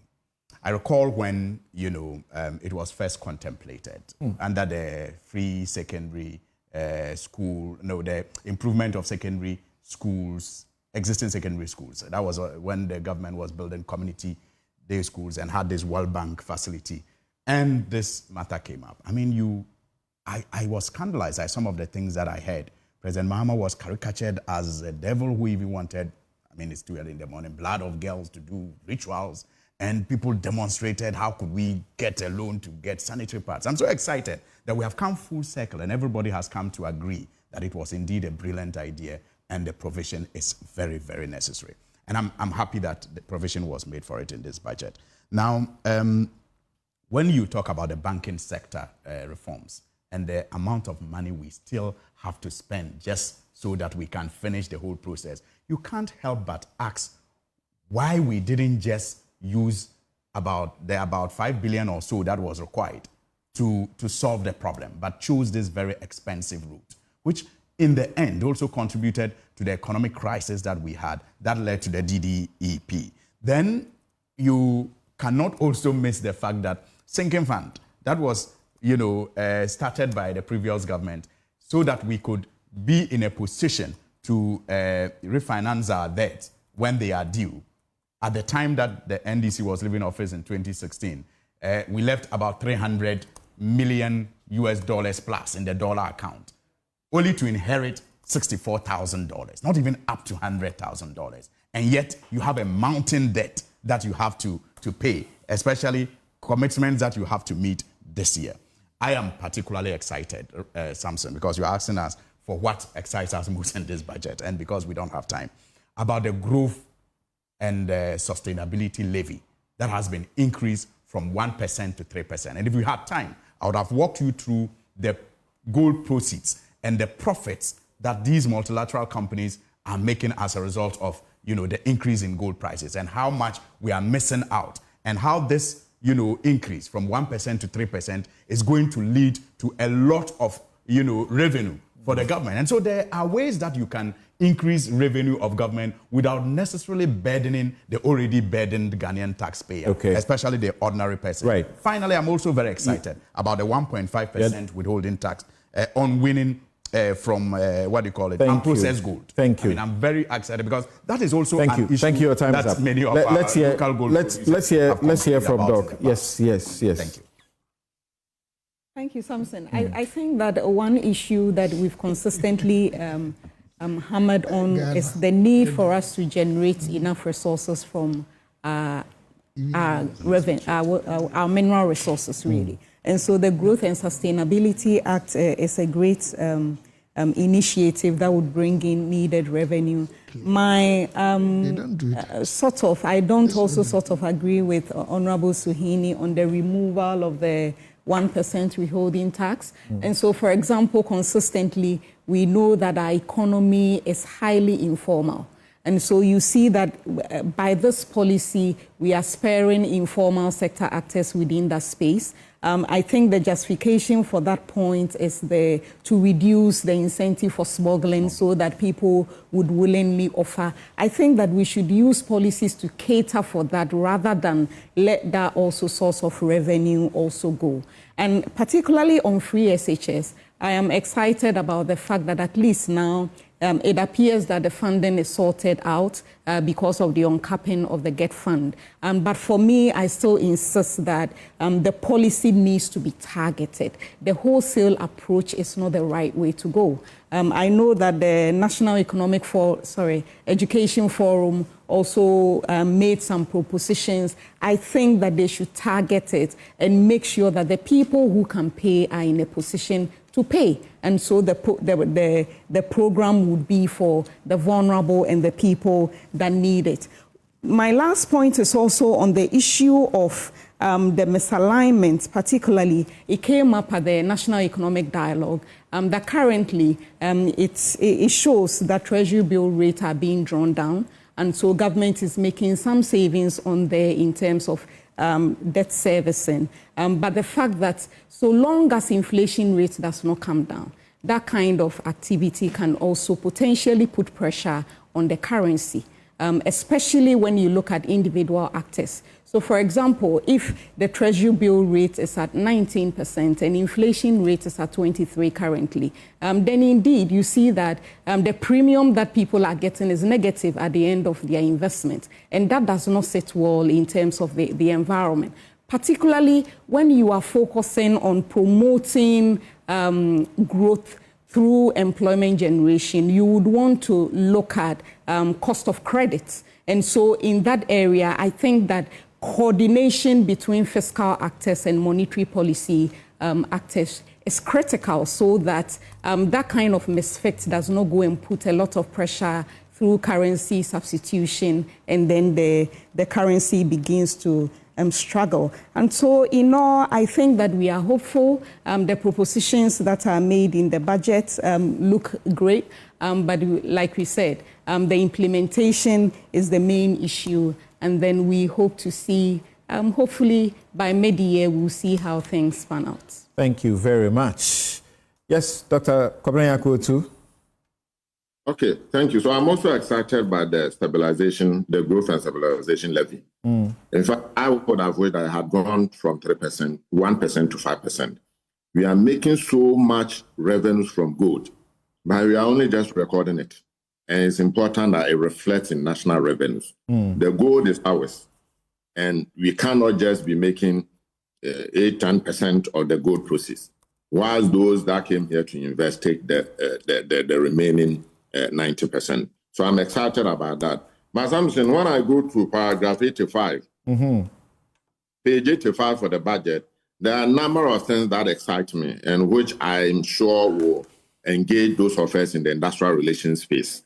So, for example, government says that it will review promotion policies in the public sector. We are excited about it. We want to engage government on it. Review the steady leave policies in the public sector. We don't know the details, but we want to engage on it. Establish succession planning schemes in the public sector to ensure that post-retirement contracts in the public sector are reduced. We are excited about it and we want to engage it. And then establish continuous professional development programs. Things that will help promote productivity in the public sector. We are excited about it. But if you come down further, it says, for example, government will want to revisit the implementation of the law on the unification of pensions. Samson, I've said it on this program before, that we have a pensions architecture where those who don't contribute towards their pension earn better pension than those of us who contribute. So, for example, you have a whole stream of public sector officials who are retiring on their salary, even though they made no contribution to their pension. Those of us who contribute to a SNET for 40 years are going home with 500 Ghana cedis per month. So we need to revisit this issue. We are excited about it. The government is also saying that it will dialogue with social partners to come up with a legal framework to consolidate conflicting laws on conditions for service. So today, You say that you want to harmonize pay, but there are so many conflicting laws in respect of pay. And it's important that we address it. Finally, government says that it will revisit the issue of revising the single spine pay policy. I think that this needs to be brought in. We need to revisit the issue of revising, of adjusting or reviewing the entire public sector pay regime. We cannot have a public sector where somebody takes 500 cedis, another person takes 150,000 cedis. These are issues that affect morale. These are issues that affect productivity. And it's important that government has made provision for it, that it will revisit them. Organized labor and those of us in the industrial relations space will be very, very much. If your work is commensurate to 500 cedis, what's the problem? So is there any CEO in the public sector, the struggling CEOs, the public sector entities that are making losses? Look at Cocoa Board. Check the Cocoa Board CEO's pay. Does it commensurate with the losses that they are making in the Cocoa Board? You get the point I'm making? You have loss-making public sector entities that are paying themselves, their CEOs and their other staff. The president says those that are making losses should get ready either to be merged or to be collapsed. So that's a good signal, right? We agree with that. You see, those that are making losses, sometimes it's pure mismanagement. So if you look critically at it, they don't need to be collapsed. If you can take out the political interference and subject them to critical APIs, they should be able to. Thank you very much, sir. And now let me share a couple of your messages with you, and we will go to discuss the matter of the removal of the Inspector General of Police, George Akufo Dampare, replaced with Christian Tete Yohonu. And people say for the very first time, there's some jubilation among sections of police officers over this removal.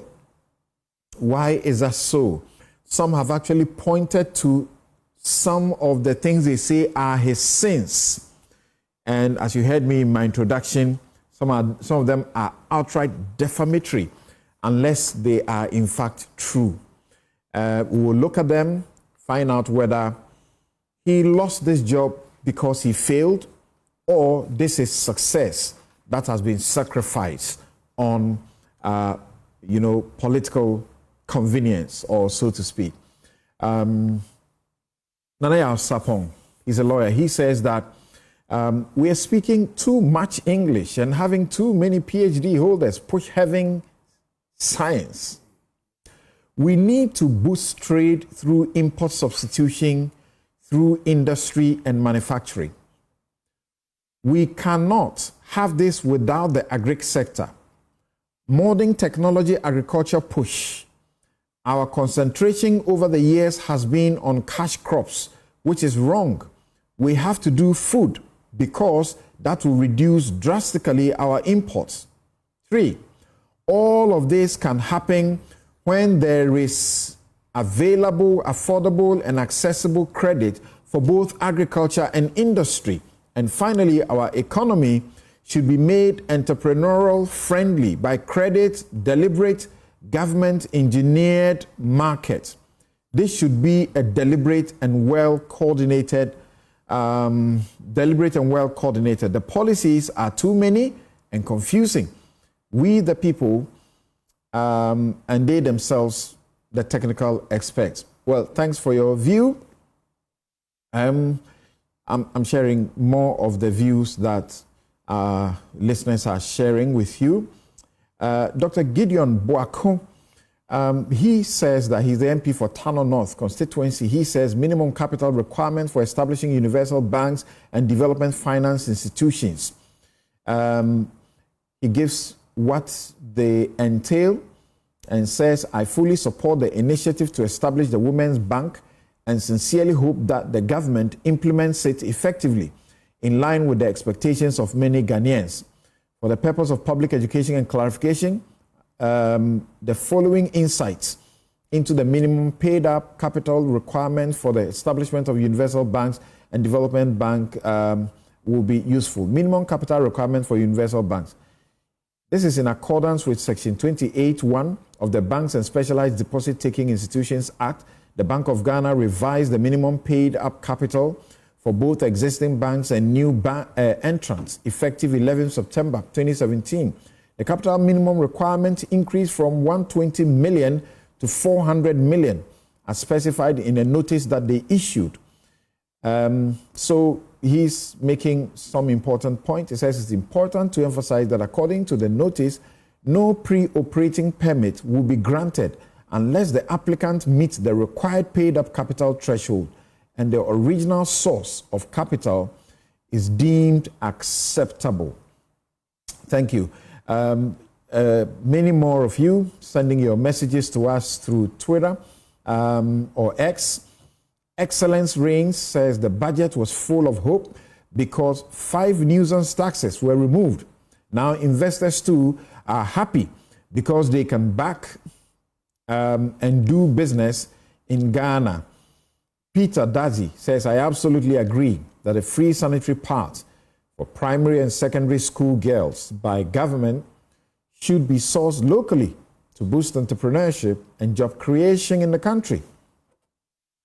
Smoothlow says, Dr. Chumesi Bafor shouldn't say that about the betting tax. I was expecting this. Does she know how much one loses before he gets to win? Betting is not a gain business. It is not like they will use the betting tax for any useful thing if they collect it. All right, that's a different issue about how your taxes are issued. Abdullahi Pegla says the budget statement read by the finance minister on behalf of the president is at variance with the criminally managed economy comment he made about the previous administration. Why didn't he take away the COVID levy as promised? COVID levy is gone, no? COVID levy is not. Okay. But which one is gone? COVID levy. E-levy. Okay. But there's no statement that COVID levy is going because there have to be processes. Exactly. Right. But it's gone. It's deemed as gone. Okay. But it is still good. What is happening is that the finance minister actually laid a VAT bill. Okay. You know, on I think on Tuesday, on all right. Wednesday, he laid the VAT bill for the processes to begin. Okay. A couple more. I think he was retaining it. Kwesi Nzema says that most policies in our sectors are good, but the challenge is how to move from policy to practice, implementation. Lip Loop says, I disagree with Stephen Amwa. This is the first budget that people have really been happy about. I never seen so many people feel with joy over any budget in the last 16 years. Really? Do you remember the first budget of Ken Ofori-Atta? Yeah. This budget is the only budget that has been people-centered. And Nyavo says, referencing Joe Jackson, quote, overall, the only thing you can complain about in this budget is that there were not enough biblical quotes, end quotes. Isaac Riggs says, any budget that does not target employment is a hopeless one. 4 years and counting, and this country, the budget fails to tackle unemployment. Which country is this? And finally, Bonsa says, implementation is critical in any budget. A budget is like a plan over which you have control. But what are your strategies for implementation? Without a viable strategy, the budget is as nothing as anything. Thank you very much for all your messages. I've received several others. I'll try and see if I can share a couple more before. So we'll take a break here. We'll be right back with my next set of guests joining the two politicians to answer the questions about the removal of Dampare replaced with Christian Tete Yohono.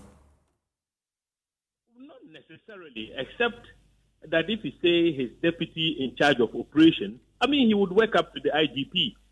But the fundamental question is, are we going to see yet another appointment of a deputy IGP responsible for administration or what? If not, it was unnecessary to say his Deputy Inspector General of Police in charge of operations. That is my worry, because what I do know is that the position of Deputy IGP is one slot. In the past, we've had some people occupy that position before.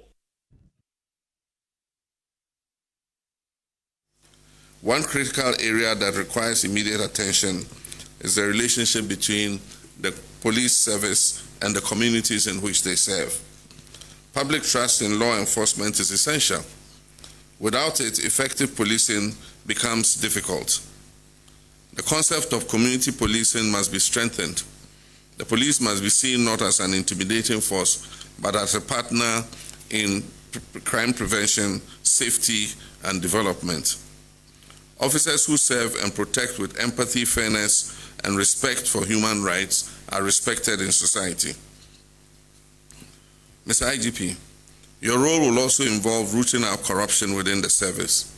Corruption in law enforcement undermines justice and weakens public confidence in our security agencies.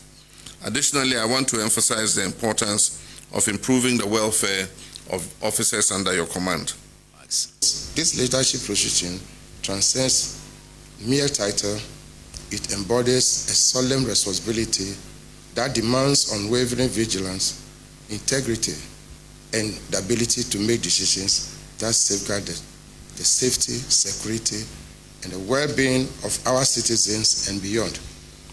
Your Excellency, I approach this responsibility with the utmost seriousness, fully recognizing the weight of expectations accompanying this role.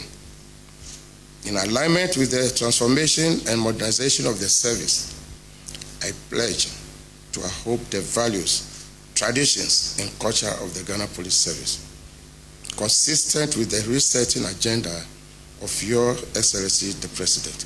In this regard, the guiding principles will include discipline and respect for seniority.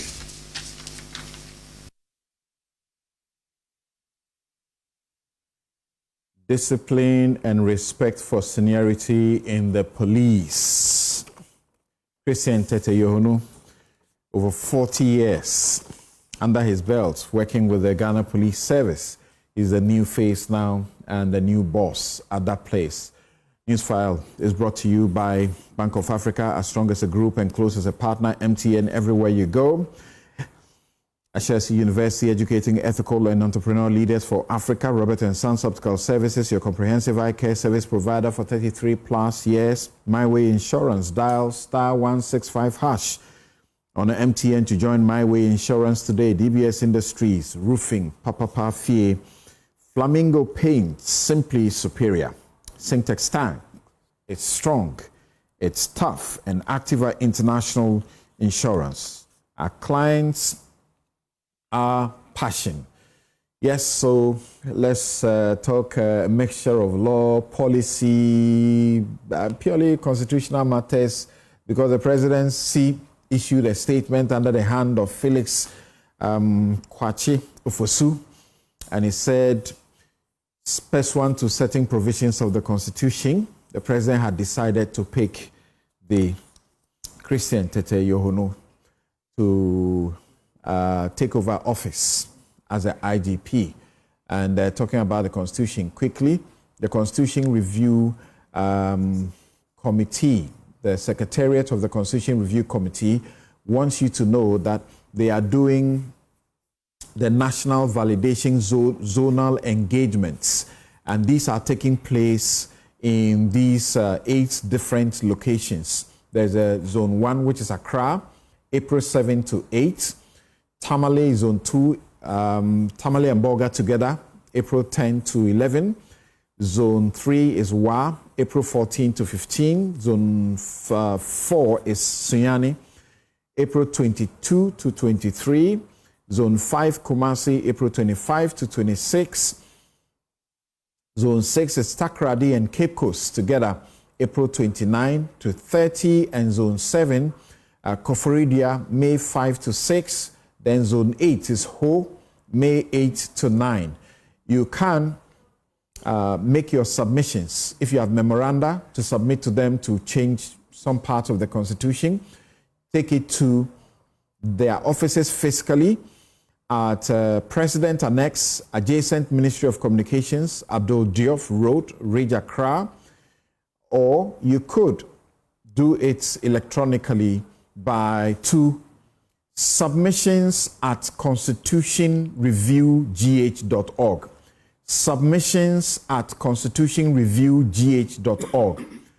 They also have an interactive website for online submissions and public engagement, which is www.constitutionreview.org. Thank you very much. Now, as I announce my next set of guests, they are ready. And so let's see how we go about looking at the IGP's matter. Dr. Stephen Amwa is still here, former Deputy Minister for Finance and MP for Nshaiso. Alhassan S. Suini is here, Deputy Minister for Roads and Highways and MP for Tamale North. We're joined by Professor Kusi Boateng, Security Consultant, Professor Bafo Ajimandria, former UN Governance Advisor, and Genevieve Patenting, who is Country Director, Amnesty International. Let me begin from Zoom. Genevieve, Amnesty International, thank you very much for joining us. Thank you also for having me. Good morning. Great. You have had occasion as Amnesty to issue statements complaining about IGP Dampare. Are you joining the celebration over his removal? Well, first, good morning to all listeners. I wouldn't consider it as a personal thing. You would know that with human rights organizations and the police, we've always had a very nuanced relationship. The dynamics have always been different, regardless of whoever is IGP. And we are bound to not agree on certain issues. I wouldn't say it was very difficult to meet the police leadership while Dr. Dampare was in the lead as IGP. It was very difficult. We had challenges. I know you were aware of a documentary that we came out with on protests in Ghana and the impact and the history of protests. We reached out, for example, to the police leadership several times to request that they take part in the documentary, and we just never heard back from them. It was always, we'll get back to you, we'll get back to you. We even delayed launching the documentary so that we can get their feedback, but feedback was never given. And to be honest, whenever we had hosted programs for Amnesty, the police were always present, actually. Just that, like I said, dealing with leadership was a very different dynamic. And you can tell that, with security forces, it's always been like that with human rights organizations. We'll definitely agree on some things and disagree on others. So that was, it's expected. How much of what you are hearing now is what you knew about Dr. Kufu Dampare? Last week, I did my take and I mentioned Dr. Dampare in there and asked why he was being, removed, and if anything that he was doing that somebody didn't like or the appointing authority doesn't like, couldn't they give him a tour of sort and say, we want you to do A, B, C, D, and if you are doing 1, 2, 3 wrong, we want you to stop. And some police officers really came at me, sent me messages. Some really attacked me that I was advocating for him to be kept, and they didn't want him.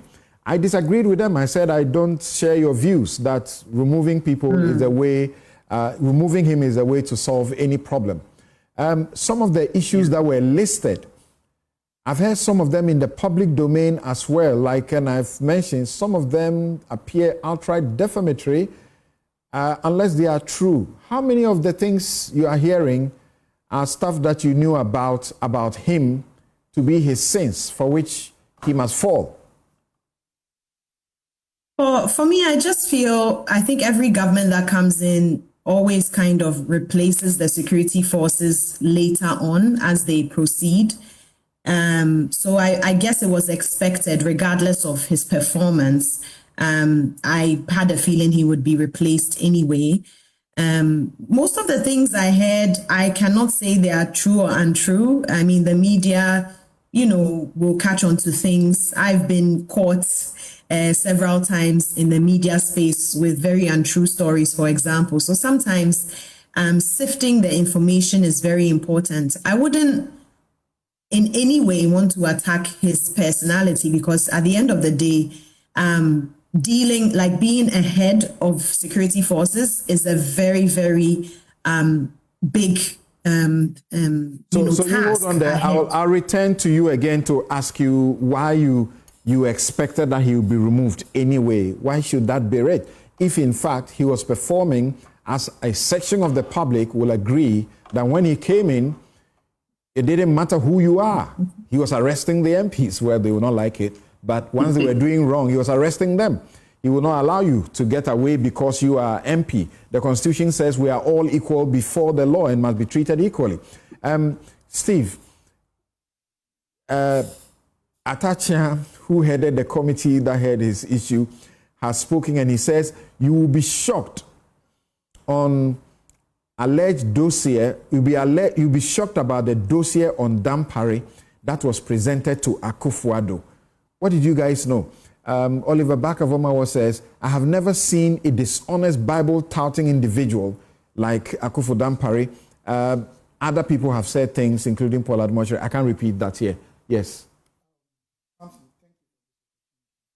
I think I am one person that over the years, I wish I had my exclusive right to ask the entire Ghanaian community and those in power to allow some sections or institutions in our country appoint their own heads.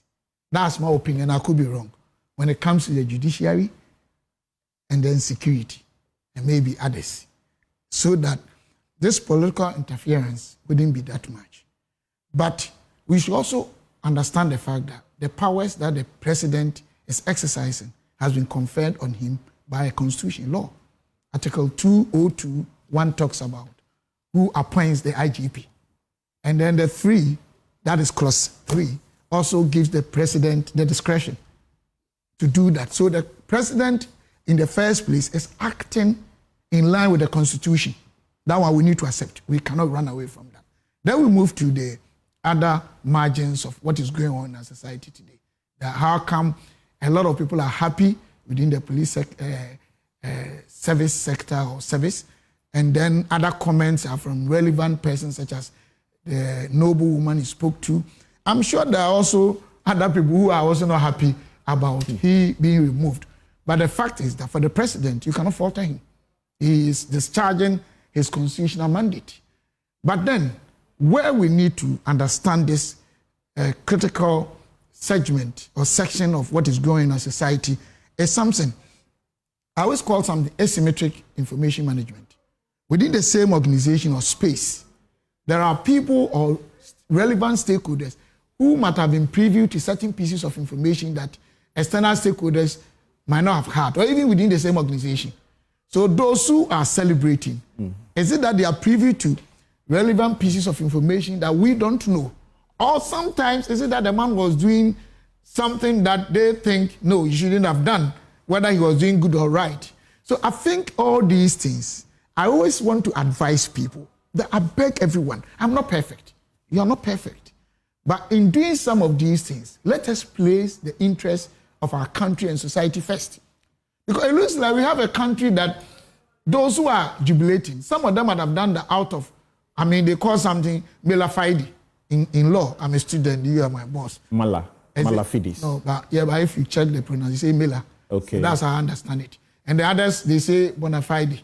Whether in good faith or bad faith, depends on those who are doing that. Bad faith is mala fides. Okay. Bad faith and good faith is bona fide. Okay. Exactly what I'm saying. So what I'm driving home is that people should act. People should conduct this or omit or avoid some of these things based on good faith, not necessarily because of underlying interest. But of course, they also say that when the frog dies, it is then that you see the size and the length of the frog. Probably, yes, there are hidden pieces of information that people have, making them do this genuinely out of good faith. Probably the man also was doing the right thing that people did not like. But I think for the president, he should be given the needed flexibility to discharge his stewardship as first gentleman of the state in line with the constitution. Okay. I heard somebody was taking that to court. I'm not a lawyer, so I don't know how that will hold. But in any case, I always want us to understand that it's not the first time IGP is being removed. And that's why I'm calling for, if possibly they can amend that in our constitution, that something like the chief justices and all those big positions in our judiciary, so that we can freely allow that arm of state of, you call it three arms of government, that the judiciary can be, completely free and use their discretion. And then the security within that armpit can also enforce the laws without any interference from any government or state. And we should also accept the fact that when we have positions, we should know that we will not have the positions in perpetuity. So whatever we do, we should also be careful to make sure that we don't step on too many toes. Okay. And people should also appreciate the fact that you might have had interest, but the man also acted in the interest of the state. So I want to avoid a situation where individual interest must override social or bigger interest when it comes to Ghana. Thank you very much. So we can build that equilibrium and harmonize relationship and interest. Thank you very much. So we can move this forward. Professor Kusi, and thank you very much, Stephen. And Stephen has to take leave of us now. Thank you so much. Professor Kusi, yes, we have heard you, join the sections that touts IGP Dampare, as a good example of policing, modern policing, and everything. It does appear that you may be in the minority with that view, reading from the jubilations. Well, there's nothing wrong being in the minority. Absolutely not. It's a matter of principles, it's a matter of integrity, it's a matter of being firm in your convictions about what you believe in. So being in the minority is not a problem at all. But I do really like both Genevieve and Dr. Amoah's points that they've raised. And let me go to not so much what you've asked me, but actually the president's order to the new IGP about police-community relations, creating public trust, instituting effective policing, empathy, fairness, respect for human rights, and public trust. I think these are all things that Dr. Dampare managed to achieve in bringing a humane approach to policing. When people jubilated, there are two things about that video, or three things I want to speak about. One is the mobbing of the new IGP, that I thought the people who behaved that way was undignified and unprofessional. That's number one. Number two relates to the videographer or some of the people standing beside the person who gave a statement, Ghana police mu ayede or ebeyede. It's going to be nice now in the Ghana police service.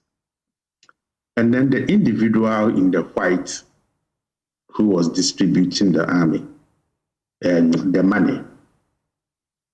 I will ask you to check his background in the Ghana police service and whether there was a personal reason for him to behave that way. So let me come to your specifics. People can celebrate because they perceive the individual who has left office, to be a bad person. Or also that the person is such a disciplinarian and is a stickler for the rules that people felt uncomfortable that why are the rules applying to me? And I think in your intro, you spoke about how important people who had flouted the law were not allowed to go on. So I may be in the minority for assessing Dr. Dampare fairly and positively, but I think it's a view that would win. I mean, let me just so from where you said, Prof, bad people are happy because he will give them trouble. Is that it? No, bad people were unhappy because he gave them a tough time. And right now, from the video, if you can actually play, because it's just about 56 seconds, the last sentence says, I feel the police more. Okay, what does that mean? That now there will be no discipline? That corruption is going to go on? That those on the roadside are going to intimidate us and extort money from us? And I think the president knows what he's doing. Okay, and when Dr. Amwa says, so some people had taken the president to court, I am one of them together with Imani. That's correct. We take the president to court. This is a case that has been at the Supreme Court for close to a year. 6 months. Yeah. So, no, we filed it in April 2024. Okay, so there is nothing new in this case. But people want to play politics and twist it around. And it's got nothing to do with Dr. Dampare personally. But if you look at some of the things that he did, and when I say he instituted a humane form of policing, for those of us on the outside, we found him, or we found the services or the institution he led doing a very good job. And let me give you one reason from those who sent me messages when I said last week that I don't see why he should be removed. And if there's anything he's doing wrong, the appointing authority can actually put the cards on the table and say, we need you to do ABC. We understand you are doing 1, 2, 3. Stop doing those. This is a senior police officer. He said, 1, promotions. He has refused to promote officers who are due because he had personal issues with them. Promoted his friends who were juniors ahead of them. A clear example is the current National Security Coordinator, whose promotion was held up for 8 years among many victims. In his 3 years as IGP, there are officers who have promoted, he has promoted 3 times. There is nothing wrong with an officer promoted because he has done well. But 3 times in 3 years is unthinkable. It's politicians who do this because of politics. And IGP advised them against such, but not an IGP doing it. That's just one of his alleged sins. Samson, we speak truth to power. We don't speak truth after power. And I've always, on your show and elsewhere, challenged people, bring me the evidence and I will take it to Samson and we will make a show about it and get it done well. Look, there are lots of things that can be said about people who have gone to school, have gotten higher qualifications, but junior or supposedly junior officers without those qualifications have been jumped over and above them. All leaders, and I'm not holding brief for Dr. Dampare, but every leader in an institution sometimes will select the best and the brightest who will get a job done. There are people who just want the seat. He just did not want seat warmers just to get promotion because CI 76 or whatever the law says that after every X number of years, you get promoted. The president has charged the new IGP to get a job done. The new IGP has promised that respect for seniority. But there must be a caveat, respect for seniority that delivers on the marching orders from the president about modernization and transformation. And let's not personalize this. Yohonu and I go way back. I've written to him to congratulate him.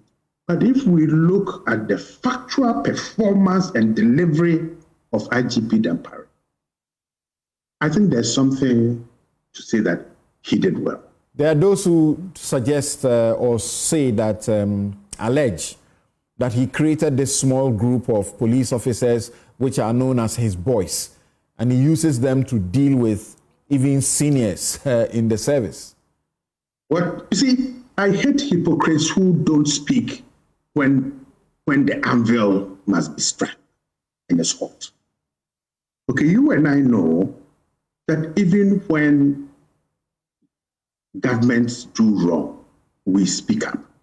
So, Samson, there's a bigger question about the fear and unwillingness by people to speak, because there are multiple oversight institutions, and I'm happy my brother Bafo is here. Okay.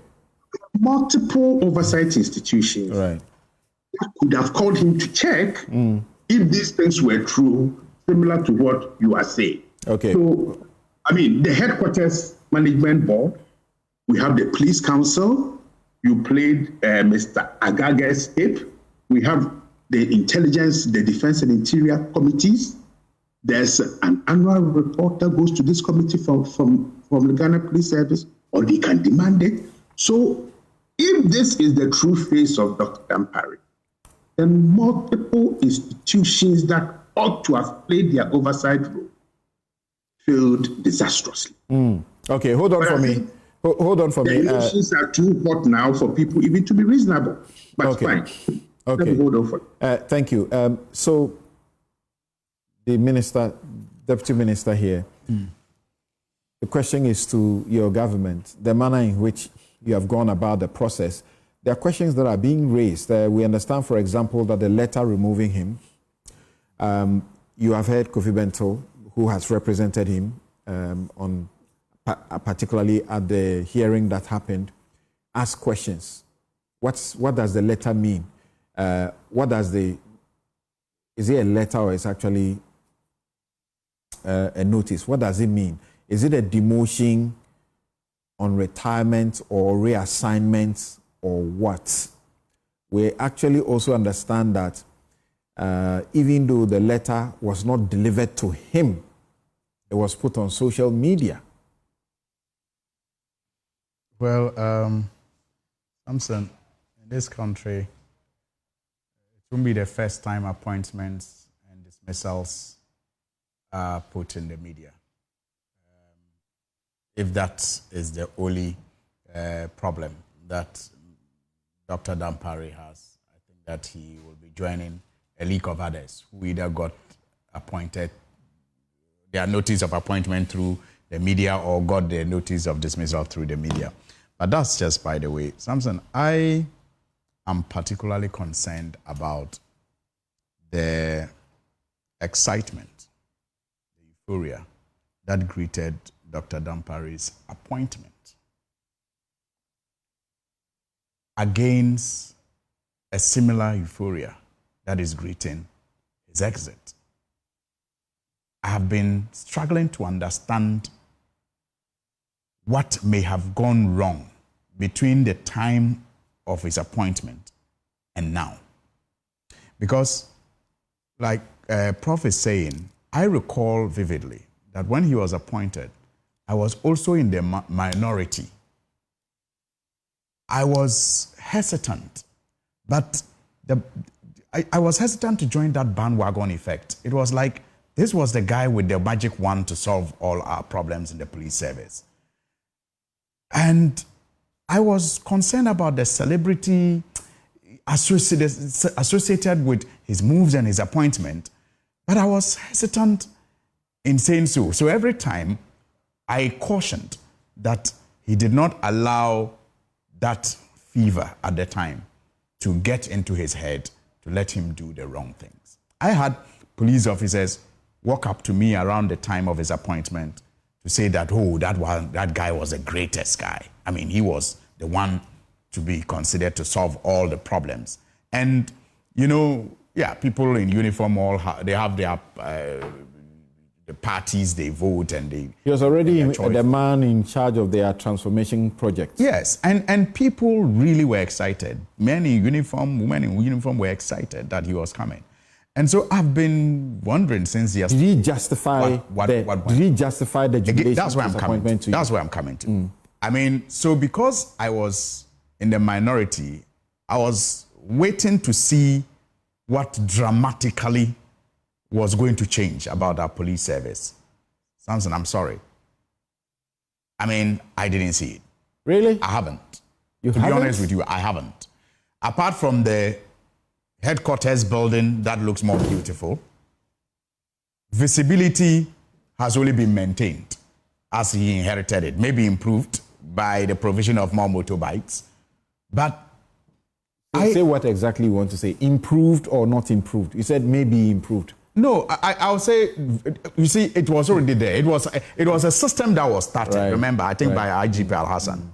You understand? That's correct, that's correct. Yes, so if he has come to enhance it, really, that's not what I was expecting. Because of the euphoria that greeted, I was expecting dramatic transformation, like I said, not enhancement of what was already in existence. So I didn't really see that dramatic transformation that I thought his human relations. Yes, I mean, those ones, they don't go to the market, in my view.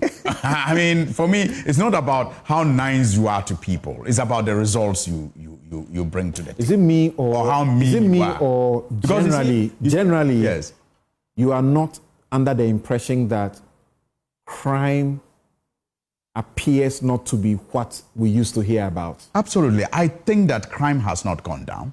I also think that investigations into some very critical, happenings in this country remain inconclusive. And there are many, you can cite them. And like you said, about his human relations, it looked more like PR, especially when you go in and you are speaking to the police officers, and then they tell you that there's they give you a different vibe. I mean, for example, when he appeared before the Parliament Committee, on that matter, I was consistent on his side because I thought he was just being made a scapegoat. And I thought, COP Alex was not, a cop to emulate. He says, given the details that we had from the tape, he wasn't a cop to emulate. No matter the sins and the crimes of Dr. Dampare at the time, I thought what was happening to him was really, really... He went to contest elections and he lost. And he lost. So I think that, the president has the prerogative to have either maintained him or to have changed him. Tete Yahonu has been, in the service for, I think, about 40 years now. And 42 or so. I came close to him when he was Greater Accra Regional Police Commander. And I was in the media. And I think he did his best.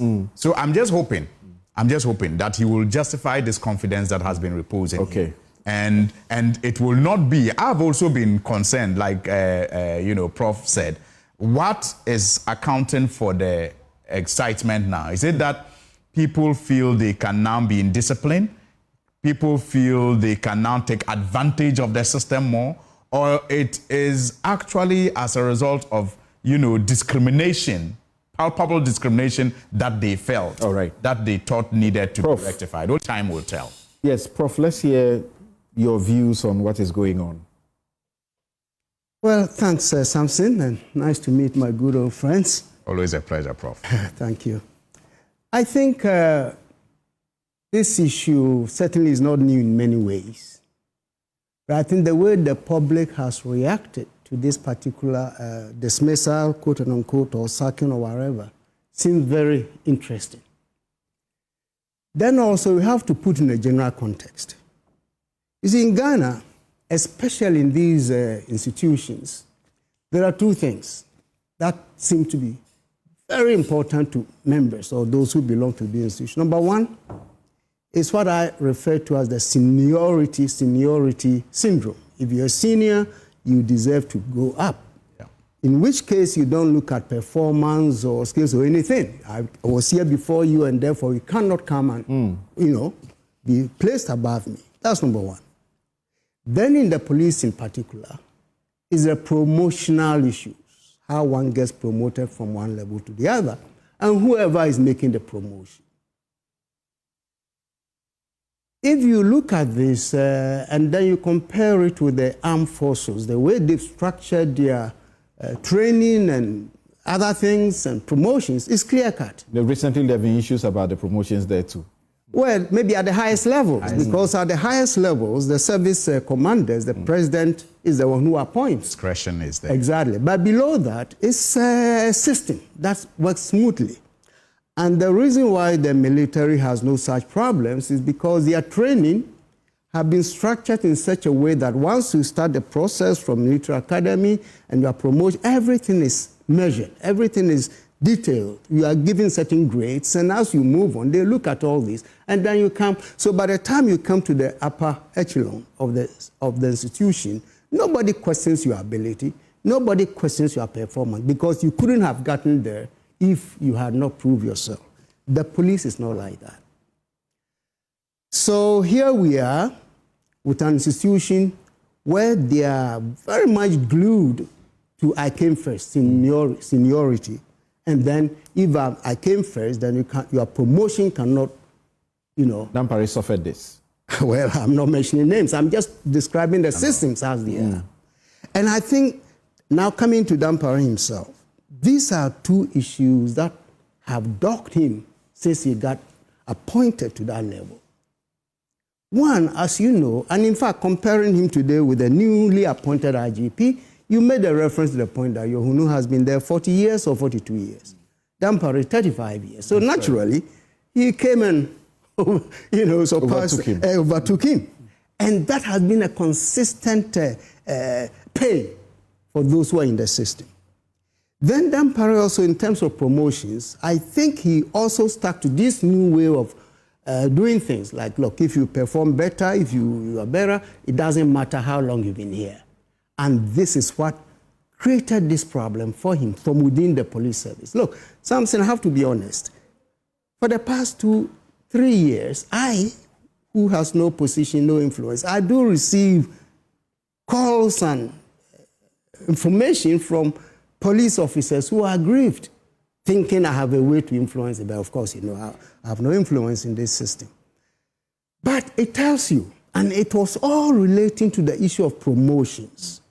The man is just like somebody said, he's promoting his friends, but maybe these were better performing officers. I don't know. But there was a group too that was complaining. Yes. And I had the privilege of, trying to represent some of them. They are in their thousands, or 1,000 plus at least. Why? They have, on their own, improved themselves academically. Yes. But the police have rules, and their procedure requires that to go to school, you must have secured permission, approval, and go to school, then return, then you may go on the promotion. But people took their own weekends. These days, you see the flexible stuff. And they've made better degrees for themselves. And they all wanted to be promoted. And they were told that that's not the system. You can't go through it.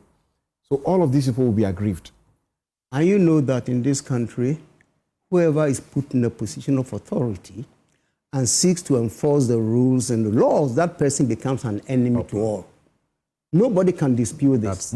We have seen it not only in the police, even in the civil service. You go, you are put in authority, and you start to, you are going to experience it now that you are deputy minister. What do you say about the fact that the suit that was begun in April 2024 is pending? It's general. It's not to the president not removing IGP or so, but for fire service chief, immigration, those chiefs.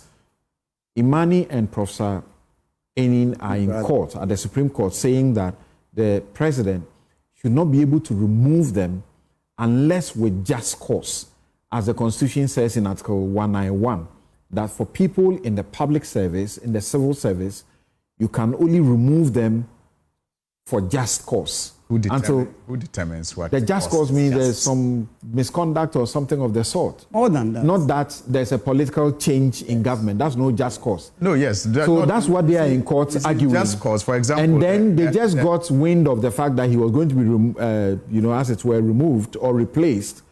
Then they went with an injunction application on the 13th, and the president still went ahead.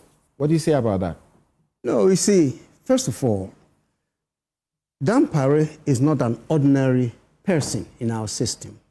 So I know people are citing the case of Domelevu, who, you know that case. Mm-hmm. I said, no, these are two different. Look, Domelevu, sorry. His appointment has to go through the Civil Service Commission, interviewed and all. IGP doesn't.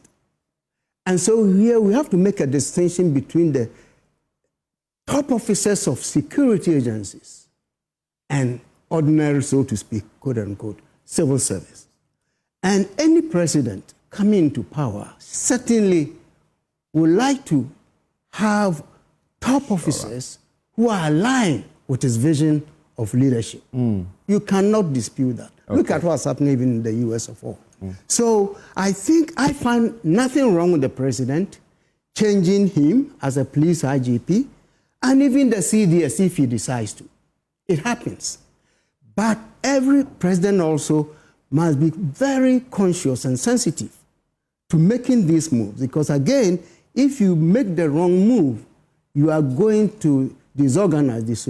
He's 55, so is he demoted? What is he supposed to do? He's not on retirement. That's a very interesting but very difficult question. In other institutions, 54, you can still be in the institution, continue until you retire at 60. But you cannot step down from IGP to become a director of something. That doesn't... It's like stepping down from Chief Justice. Precisely. To become a member, exactly. A member of the bench. You see, so for me, and now that you have asked that question, my regret for Dampare is that once it became obvious that the president is going to drop him, and it's been going around for weeks, if not months, he should have honorably retired and then go to the president, discuss why, the president certainly will accept, then you are sent off in a very nice, dignified way. Frankly, I'm not happy with the way the man is being sent off. It's very poor departure arrangements. The man has served this nation for 35 years in the service. Would you have him continue? Well, if I were the president, I would look at all the factors. I'm not the president. I don't know what Thank you very much. Prof. In a minute, I'm sorry, but we are run out of time. What happens to him in the circumstances?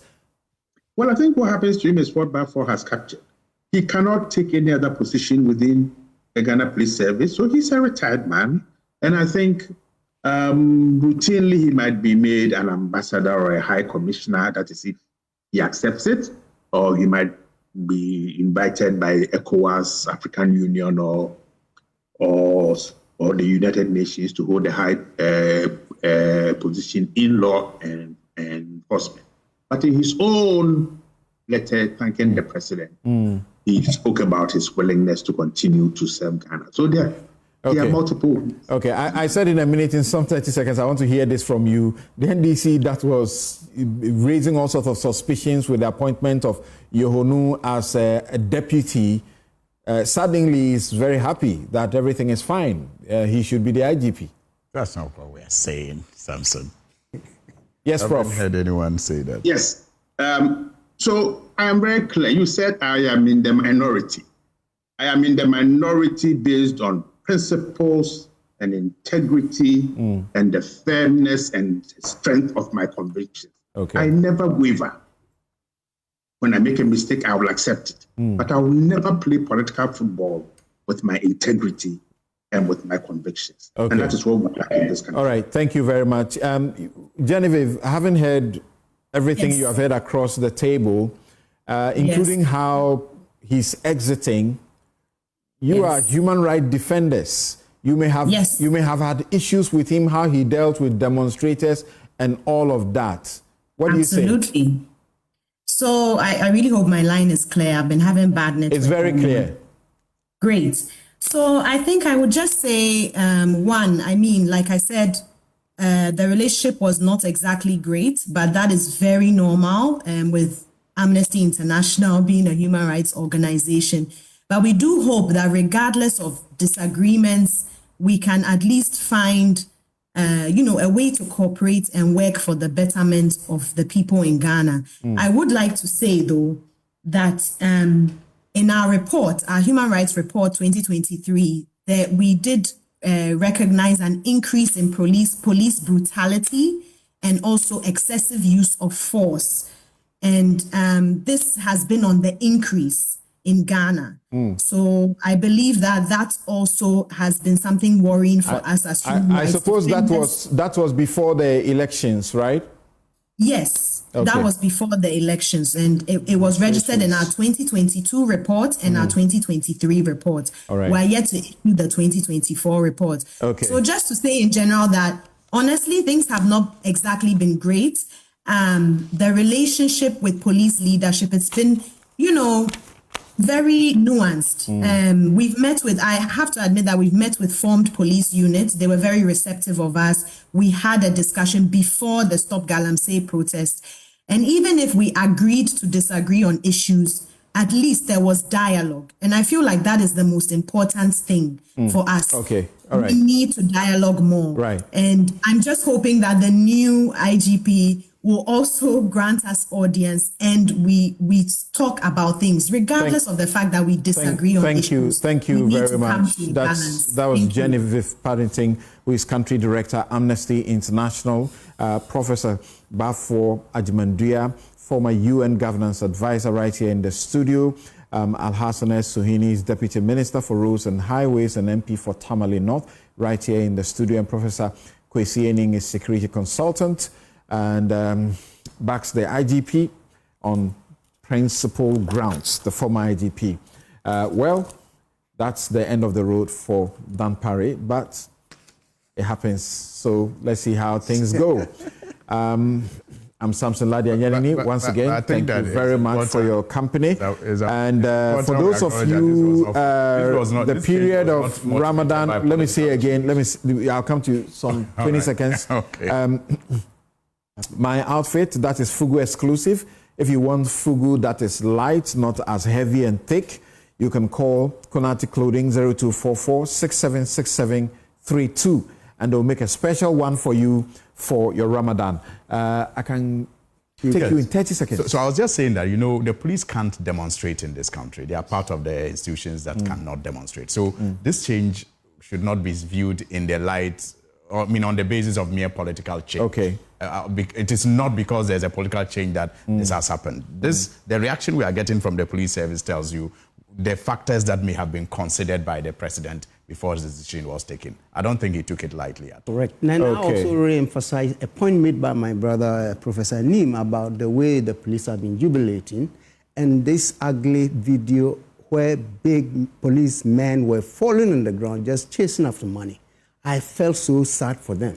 Interesting. It's completely irresponsible. There's supposed to be a huge traffic going to Takoradi. Takoradi for the funeral of Wisting Amwa's dad, and we understand that the Africa World flight for 9 a.m. got cancelled. I hope things get resolved quickly, because that would be really bad. There are MPs who were eulogizing him yesterday and all want to be in Takoradi, so please, let's get this fixed for the funeral of Wisting Amwa's dad in Takoradi in Impoho, right? Have a good afternoon. I'm Samson, Lardy, Anyenini. This has been Newsfile.